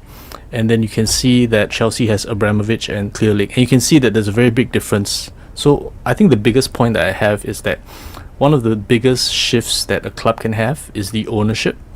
And then the next biggest shift is kind of like the combination of the manager and director of football alignment. So going on to that is like when we were in 2016, we had the opportunity to push on and we didn't. We look at our points average here. Our average points per game was 2.26, and we had 16-year ownership, and we had 3 years of manager. And other than Wenger, who was already kind of like being hounded out of Arsenal, every other team had a manager only for a year or less, right? So we had the stability, and if we had pushed on and we had supported Poch, we would be in a position where we would have been able to kick on and establish some stability, some dominance. Our wages were 7th in the league. If we had, increased the wages, not mechanically, but by signing players that deserve better wages and attracting those kinds of players, then we would have had the opportunity to get stability there. But we didn't do that. And as a result, what we've ended up having is this is 7 years on, and we can see what happens with Man City. Man City has owner for 15 years. Director of football and coach 7 years together, full sync, right? And then they're averaging like ridiculous points totals a game. Arsenal has 4 years sync. Every other team you can see is not really challenging consistently, and they've got less than 1 year sync. So, having the owner for longer term, if it's a good owner, that's fine. If you have a Mike Ashley, not so good. But it's a combination of having a good owner and having like a structure in place such that the coaching and scouting and the coach is stable. Now, why are we in such dire straits now? When United lost Ferguson and when Arsenal lost Wenger, they were managers that were more than just like coaches, right? They also did signings. They had all of that. When they lost that institutional memory, those clubs struggled a lot, and they've taken a long time to recover from that. We've just lost that in Daniel Levy. I'm not saying that he was the best chairman, but he did so many things that after he's left the building, we are in disarray now because we are now picking up the pieces and going, oh, Daniel Levy did this as well, and I think the problem that we have now is that we've lost the equivalent of our Ferguson and Wenger, and they won titles, right? Daniel Levy didn't win anything. That's his cross to bear. But the reality is that we've lost the stability of that as well, and this will be an unstable time for us, and that's why we're going through what we're going through now. But that also means that we need to build all of these things so that we can have a long-term sustainable future. Dustin, thanks for that, and we look forward to your next episode. As Leigh said, we're all a big fan of what you do, certainly for this channel. Ricky, just very quickly talking about the unstableness at Tottenham right now, because we don't know who the next permanent manager is going to be. We don't know who the co-sporting director is going to be. We don't even know whether we're going to be a Premier League team. How on earth can Spurs plan for the summer transfer window? By selling up, mate. Sell up and let somebody else start from scratch, bro. I don't know where I don't know what to say or where to go with them. Nothing that they've ever said, they've ever done. There's so much talk, there's so much spin, there's so much deflection, there's so much wait, tomorrow. If this is the team that brought in Frank and kept him on for as long as they did, then do you trust them bringing in another manager? We've just spoken about Tudor and a back three and the systems that Tottenham play. The fact that they've just gone for another kind of panic buy in manager, somebody else's choice, and brought it in without any fault. Do you expect them to make any decisions that are forward thinking or that are right or that are for the club? I don't at this point. I just don't, mate. So for me, you've got to scrap everything, and you've got to start that whole process that Dustin just brought up there. You've got to start it all again. You've got to, get on your hands and knees and go and speak to Paul Mitchell. Bring back in Poch. You've got to get a manager that like Poch, and from the stories that you've said, Chris, he was one of the only ones that did do it, but a manager that knows what's happening throughout the club, under 16s, under 18s, under 21s, goes and watches those games, goes and encourages them.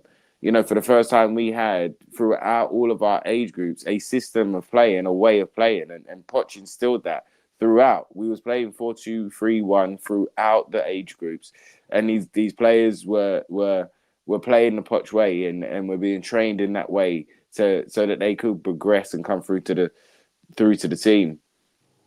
We need to go to a system like that, and we need to start again, and we need people in there.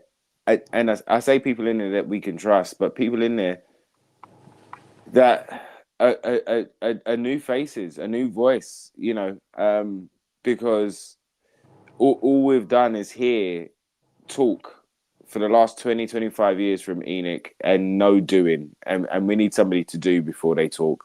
Like, do it first and then have your interview afterwards. Talk about all the things that you've changed. Talk about all the improvements that you've made. They just fail to make good decisions, and they've continued to fail. And that's why we're in this mishmash of not just different styles of player, but different styles of strength conditioning and rehab and doctors and physiotherapy. And it's a mishmash of so many different things. You got to scrap it and start again. Sorry to jump in, Ricky. I also wanted to talk a little bit. This is a bit of a tangent, right? But that coach that, like, you know, is an Arsenal fan that posted about like you know, about being an Arsenal fan, but you know, you must believe in the project, so you're with Spurs, and not letting the badge touch his skin. I mean, why are we still hiring gooners? Why do we keep hiring gooners so that they can mug us off? It's ridiculous. It's because we're a joke, Dustin, and we're allowed to be a joke, and we've been a joke for so long that people can come in and disrespect us in our own house. I mean, Chris, when we went to the awards, right? We went to the podcast awards, and it was at the Tottenham Stadium. And do you remember when we was walking up? There was, I think. The comedians mugging us off in our own stadium, right? Yeah, comedians mugging, but it's allowed, Dustin. What I'm saying is, when we went to the podcast awards, I think there was the women's entrance, something like that. But they had a big Arsenal. Oh, I said it. I don't even say the A word. They had a big Gooner badge sitting in reception. And like the game had gone. Why are we allowing the big Gooner badge with the big Gooner name sitting in reception of anywhere to do with Tottenham Hotspur? All right, I understand you've got to do it for the game, but once that's gone, like, get it out. I don't know, Dustin. I don't know why. The Gooners have always been the yardstick. We always compare ourselves to the Gooners. We always want to do things like the Gooners. I can't stand them. I don't care what they do. Do what you do. I don't care. I care about what we do. And we need more people caring about what we do and who we are, and not ashamed of who we are.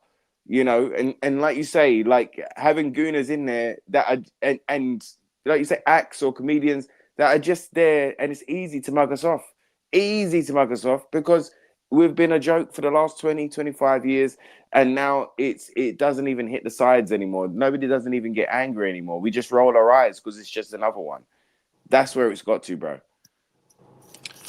Leigh, just before we move on to the Atletico Madrid game, let me bring you in to talk about this subject because, like the guys have mentioned, you know, when Daniel Levy went out the door in September, Peter Charrington, the non-executive chairman, come out and said, he said this a couple of times, that we need stability at the football club. And, you know, less than 6 months, it couldn't be more unstable. Yeah, and you know, like who's he anyway, right? Like, this is the thing. It's like we're introduced to all these kind of these strangers, and what do you mean by stability? You know, like Daniel Levy's last words out the door were "win on all fronts," right? But was that an excuse to get rid of Ange just because Ange won in the cup and he was in the league? So I don't think any of us know what their goal really is, and you don't know if they are. It's almost like, you know what it is. It's almost like they're not humble enough. It's almost like they've you know, they're higher on their own supply. Like they believe their own nonsense to a point where it's like, actually, yeah, we're a big club. We know that. We have a huge fan base, but stability. Maybe we should be humble. Maybe we should like earn the right and not expect it. It's almost like we're like entitled Gen Zers walking around saying, "I deserve a living," and I don't quite get it. So, yeah, it's more like to dare is to don't than to dare is to do. And I don't know what their priorities are, but I mean, it's pretty obvious what our priorities now. But at the start of the season, it was almost as if they thought we were going to go big on 4 competitions. And you wouldn't need to be an expert to realize that that's not going to happen. Yeah. So no, I just don't know. And I don't even know who they are. Like even the senior league, like Lange, when he goes on, when he's put up for kind of press, I can tell why they don't put him up, because he kind of makes it worse. Like it's almost like you're like, oh, that guy's in charge of our football strategy or of the execution of our football strategy. Like it you know, these Paratici, who knows what he was doing, but he's a charismatic, engaging person to be put up in front of the press. But like everyone we put up in front of the press sounds like that, you know, they just haven't spent enough time in the real world. So yeah, I'm confused by it. Also on that point, right?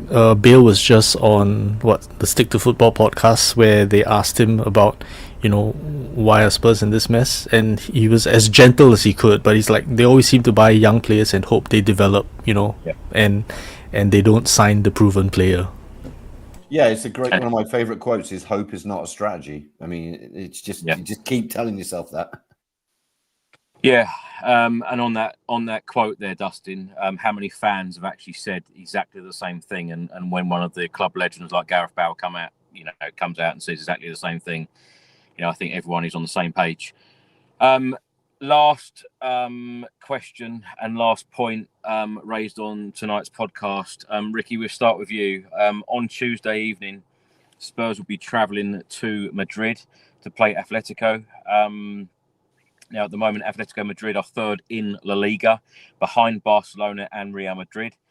Spurs finished fourth in the Champions League table in the group stage. Atletico finished 14th, 13 points from 8 games, 4 points behind Tottenham. Atletico in the Champions League knockout round playoffs. They beat Club Brugge 7-4 on aggregate. It was 3-3 away from home, and then they beat them 4-1 at home.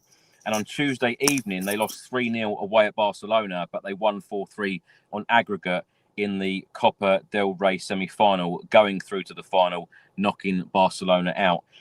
Now, Ricky, what sort of game are you expecting?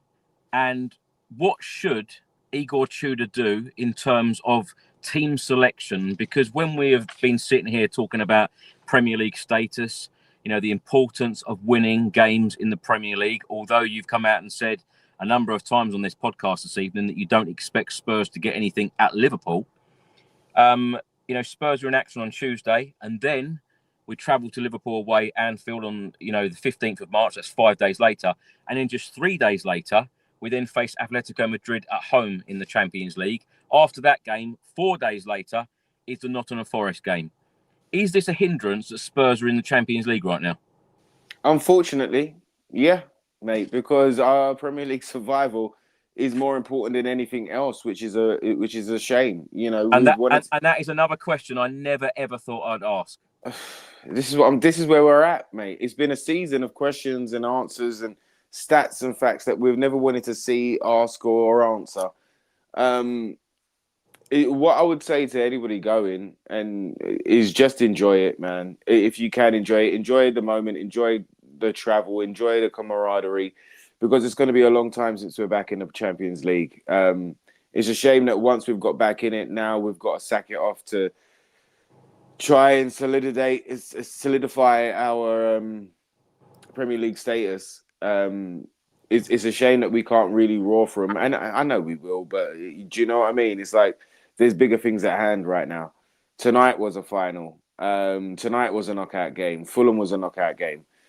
So when it comes down to Atletico, I don't really. It's got to the point where I don't. What Tudor's got to do, to answer your question, what Tudor's got to do is start to find the people that he can rely on and that are rowing in the right direction towards a win. That's what he needs to do. He needs to start building on that. And I don't see us really going for the win. If it's not for that, then play some of your youngsters, play some of your second team, and try and save who you can save. But it's one of those, man. It's damned if you do, damned if you don't. If we go out there with a full strength side and those that he believes he can rely on, and we end up getting a couple more injuries, it just sets us back again. If he goes out with a second team, then we've conceded before we've begun. And so it's just not it's unfortunately this knockout stage of the Champions League is not one that we can really enjoy. But that's what I'm trying to flip it and just go, you know what? It's probably the last times that we're going to be hearing that music for a while. So try, and if you're going, try and enjoy it as much as you can. We are Tottenham, Super Tottenham, but yeah, I mean, we've lost a lot of what we, who we are and how we play and what we represent. So it's a really horrible place to be in right now. Having Atletico and not being able to enjoy it, not going out there and kind of saying, all right, where could we go? And start to dream. We can't dream because we've got a nightmare. A couple of days later. So it's a really horrible state to be in, mate. I don't know how any of the fans, including yourself, Chris, I don't know how any of you go home and away when this is what's served up and where we are right now. But bless you, man. And those fans that stayed, including yourself, Chris, those fans that stayed in that stadium, you know, and didn't walk out at halftime. Well done to you for standing, for staying, for trying to get those boys up, for trying to provoke a reaction, for still backing them, for still trying to lift them. You know, the fans have been called toxic this year, and I think it's unfair. They've shouted and they've screamed when something's gone wrong to let those players and to let the board know and to let the managers know that this ain't on. And it seems like we was the only ones that had any standards when it came down to results or performances, because the management and the board and the new management and whoever's in there just they've just not had that, you know, that level to go, we need to step up. So I think the fans have been fantastic. Well done to those that stayed today, and you know, good luck on your travels on Tuesday at Atletico. Hopefully they give us something to cheer about, even though there will be a nightmare on the horizon. Hopefully they can give us a moment to cheer about, and we can enjoy it for what it is. The only people associated with this club that get hold their heads up high are the fans. Yeah, straight up, Dustin. Straight up, bro. Ricky, do you want to give us a score prediction for the Atletico game and perhaps a forecast of how you think the week is going to pan out in terms of Atletico Madrid away, Liverpool away, Atletico Madrid at home? Can Spurs progress in the Champions League, or is it best to just be out and concentrate on these Premier League matches? The broken me would say that nothing's going to change, that we're going to play the same way that we played today, and we played against Fulham, we played against the Gooners, that there won't be no through balls, that there won't be no football, that there'll be a lot of panic, there'll be a lot of fear, there'll be a lot of apprehension, there'll be a lot of anxiety.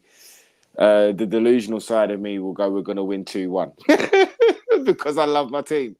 Do you know what I mean? Like, what can I do? I'm truthful on here. I just lay out my heart. I'm just a supporter. I'm not a pundit. I'm not an expert. I'm not a coach. I don't have no badges. I just tell you what I feel and tell you what's inside. Do you know what I mean? So that's why that's the two scenarios there, bro. It's the side where nothing changes and we'll lose and not show up, and it will be another slap in our face. And then there's the other side of me that goes, we'll get a 2-1 win, and that can kick us on and give us some belief and hopefully get us out of this horrific situation. But, you know, like I say, I'm broken, bro. My belief is very, very low when it comes down to Tottenham. Yeah. Leigh, let's come to you on the same subject. How are you feeling ahead of the Atletico Madrid game on Tuesday? And is it best to just get out of this competition as soon as possible? Because like Ricky said, and I echo those thoughts entirely, that you know, when you are in the Champions League, particularly when you're in the knockout stages like this, in the last 16, this is meant to be such an exciting time. Yeah, for me, it's a bit of a coin toss, and I'm very conflicted because the obvious place you go is get out. Like, we've got injuries, get out, focus on the league. That's a very legitimate line of thinking. But, you know, kind of where my head's been at since the start of this pod, but, you know, more recently is, you know, you need to build confidence. So I'm like, wow, if we got some confidence from the league, or we get basically confidence from anywhere, if you get some confidence from the Champions League, you get a great result. Then if it's about building belief, then maybe this is a way to do it. But by the same token, if we get pumped, then it's the counter opposite. So I don't know. I mean, the other thing that bothers me, given the run-in that you guys talked about, is like, what if we make the quarterfinal? Like, say we get through this and we're in the quarterfinal. Is that helpful to us? Like, given our run-in, like, I don't know. Like, because it's a shiny object. Like, the quarterfinal means you're the semi-final. So I think it's a heart-head sort of dilemma. I think probably the right thing is to pool our resources and get out, but hopefully it's just not a really damaging result, because I think we have one priority. Champions League is a pleasant distraction. We have one priority, and it's the league. So yeah, maybe you play a 50-50 team of of some current players and some kids, blood some people, as Rick was talking about. But yeah, it can't be our priority. Yeah, and Igor Tudor has already alluded to the fact that he is not excited about Spurs playing in the Champions League. So let's wait and see what team selection he goes with on Tuesday. Perhaps he'll put out a number of development players. Perhaps they'll get opportunities as well. Dustin, finally with you, how are you feeling ahead of this one? Well, we consistently pull Man City's pants down and lose to West Brom the next game, so there'll be nothing Spursier than us winning the Champions League and going down. Also, we have played well in the Champions League this season, and I think that it kind of spells out the divide between the EPL and the rest of Europe, where we've gotten to the point where mid-table English teams can buy, the best player off, Serie A teams, the big Serie A teams that win the title. So I think that there's starting to be a huge gap that's building between the EPL, which is like the new Super League, and the rest of the leagues in Europe, just because the TV money has really given them a budget. And I think it also feeds into the way that the league is playing this season, where not only do we have good technical players, but the English league now has enough money to buy the best technical player that's also a physical athlete, and that's why the league this season has been so attritional, and even the league leaders are relying on set pieces to score goals, because everyone's an athlete. Almost every team has a team that can run for days, and that's why the English teams are steamrolling the Champions League, because the Champions League teams come up against English teams and this is crazy. We're used to playing good teams, but we're not used to playing good teams that run this much. So for that reason, I think we'll do a lot better in the Champions League than we will in the league, and we have consistently been doing it this season and last season. So I think that we'll actually do better than we think, and I hope that we don't pick up injuries, because that's the downside. I think there's confidence to be gained from doing well in the Champions League, as long as we don't lose more players to injuries, and we take the confidence there, and hopefully it develops into some kind of momentum that then feeds back into the league season. Yeah, as I mentioned, the away leg is first on Tuesday the 10th, and then the home leg, the second leg, is on Wednesday the 18th. And what a very interesting stat I'm going to bring you here, because the last time that Spurs lost a home European game was over 6 years ago, and that was to RB Leipzig in Feb 2020. And Ricky, do you remember who was on the score sheet?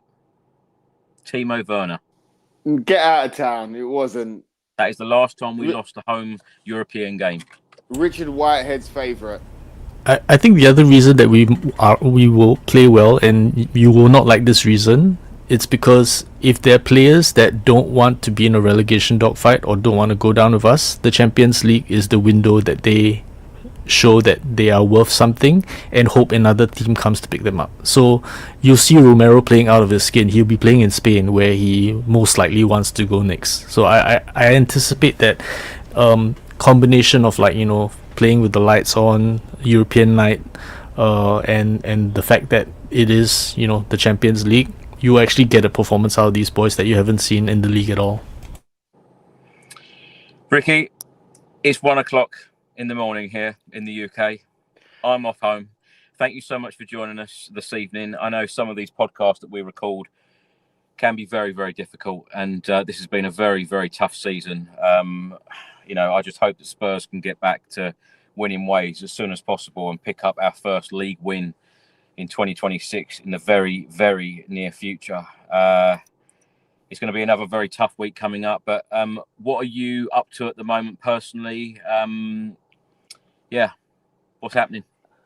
Well, what am I doing? I'm presenting at the moment, so I've got a couple of gigs here, there, and everywhere. I'll be in Leicester on Saturday, doing a 80s, 90s classic soul evening, and I'll be doing a bits and pieces with comedy and hosting and yada yada yada. So I'm keeping busy. I'm around the country doing that. Also, Tea Talk and Tottenham episode 10 has been out for about 3 days now. We've just hit 500 subscribers. Long time ago for you, Chris. I know you're way ahead now, Sunshine, but I know you probably remember your first 500. So me and Darren, we just got that. So that's been kind of cool. It's just, you know, Tottenham being Tottenham has not made it as happy as it should have been. But yeah, bro, I'm keeping busy, and you know, we'll keep fighting, we'll keep going. I know it's dark days, but we'll keep fighting. We'll keep going until the very, very end, until there's no chance left, and until we can't kind of hope anymore. So hopefully, fingers crossed, there are brighter days ahead, my friend. But always good to be on with yourself, Leigh and Dustin, and all you beautiful people around the world. I know it's not been the best or positives of pods or moments, but we're in it together, guys. We're in it together. We're Tottenham. It's the badge that brings us together. You know, whether it's colour, race, religion, all of that goes out the window when it comes down to Tottenham Hotspur and all their is for sale. So this is our club, our one and only club. We can't transfer. We can't go on loan. You know, we can't, you know, let go of this club. No matter how much they beat us and abuse us, we're still here for it, and we'll always be here for it, man. So just fingers crossed, man. There's shinier, brighter days ahead, bro. I thought you might have mentioned top bins that you know, Leigh gave you that the in way. Yeah, I mean, you know, I didn't want to, you know, I don't like to talk about it too much, Chris. You know what I mean? I don't really like to talk about, you know, because the Tottenham, they could have phoned me, but, you know, obviously they couldn't get me the 14 shirts. So, and once I heard Langer's voice as well, nobody wants to hear that. So I put the phone down 4 times. So, yeah, man, they missed out on top bins here. So, but at least we had that moment this year. And you know, even amongst the madness, we've had a giggle along the way, do you know? So we're Tottenham, we're together, and we're not going anywhere. Whatever happens, win, lose, or draw, we'll still be here. So fingers crossed it gets better. Do you know what, Leigh? It's such a funny story because in the hotel, you know, I just looked across to Ricky and he's just smiling to himself, grinning to himself, watching his playback, watching top bins. You know, you just couldn't write this stuff. No, it was one of the greatest moments ever, man. I loved it. Rick, your face was like, this isn't going to get beaten. This is someone captured this, and even when you replayed it in like super slow mo, maybe Chris did it. I don't know. But it was Craig. Craig done it with right. Whitney Houston.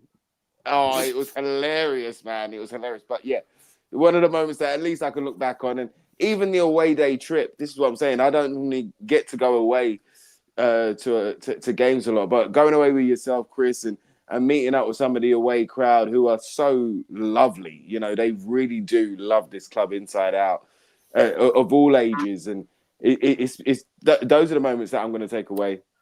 Those are the moments I'm going to think about. You know, being in the flower pot, I'm going to be thinking about that because, you know, there's nothing brighter to think about. But at least we've had some bright ones along the way. And at least I've got that on video. Forevermore, top bins, come on.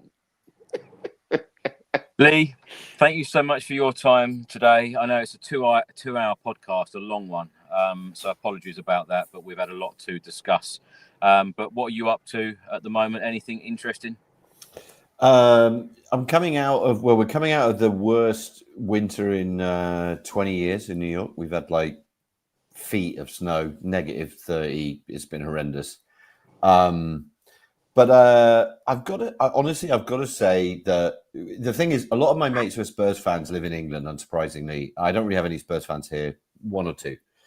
And in terms of belief, which is the word that's come up, it's like, I feel better for being on this pod. And as mad as that sounds, like I feel like I'm with like-minded people, friends, and people who from across the world. And as bad as it is, I'm actually coming out of this pod feeling better. I don't know if there's some weird chemical thing that's happened in my brain, but like I'm like, you know what? Yeah, okay, we've got something here. And there was a moment, I think right after we scored, where the crowd piped up, and I was like, of course, it didn't last, but I thought we're going to do this. And so I really take great comfort in the community of Spurs fans.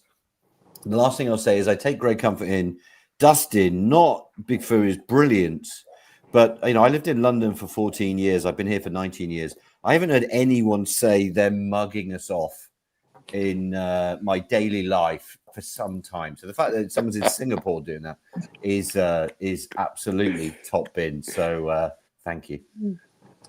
Leigh, thank you so much. And Dustin, What are you up to at the moment, and what are we looking forward to in the very near future, video-wise?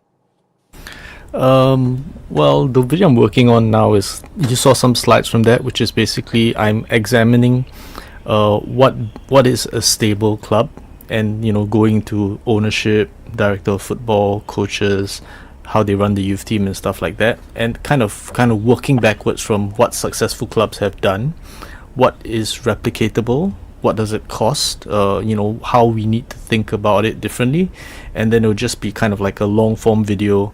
I'm trying to do things that are, because the games have just been depressing to analyze, so I'm trying to do things that are more evergreen as well, and it's something that hopefully becomes a reference of some kind, where if we're looking at how we want the club to work better, hopefully there's something there that's useful for someone. Well, Dustin, thank you so much. I have a video to play that's not too long, and I think that it will actually help us look at it more optimistically. It's a video I talked about earlier, which is from that Everton fan that was saying that if you've unlocked relegation battle Richarlison, there are things that he will do that are interesting and useful for us. If you don't mind me playing that.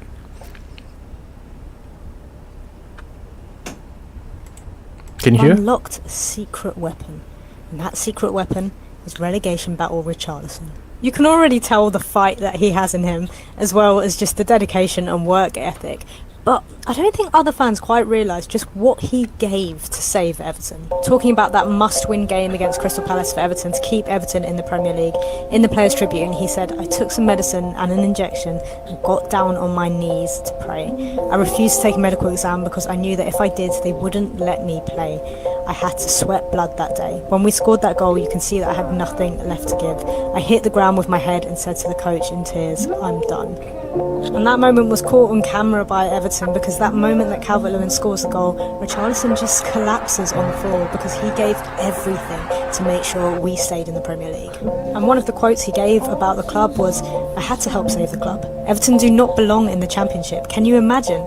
We had no choice, we had to stay up." And I'm sure that's how he also feels about a club the size of Spurs. As long as he stays just about fit enough to play, he will score goals and he'll help you be fine. Oh, come on, please. Exactly. We need players like that will fight for the badge. Yeah, absolutely. We really do. We need every single player to be fighting, for every single point from now until the end of the season, with 9 Premier League games to go. Ricky, thank you so much. Leigh, thank you. Dustin, thank you. Thank you so much for watching, everyone. I know it's been a long one. Apologies about that. Thanks if you have stayed with us till the very end. Remember that all of these podcasts are also available on all major audio platforms, and we will see you again very soon. Stay safe and well, and come on, you Spurs.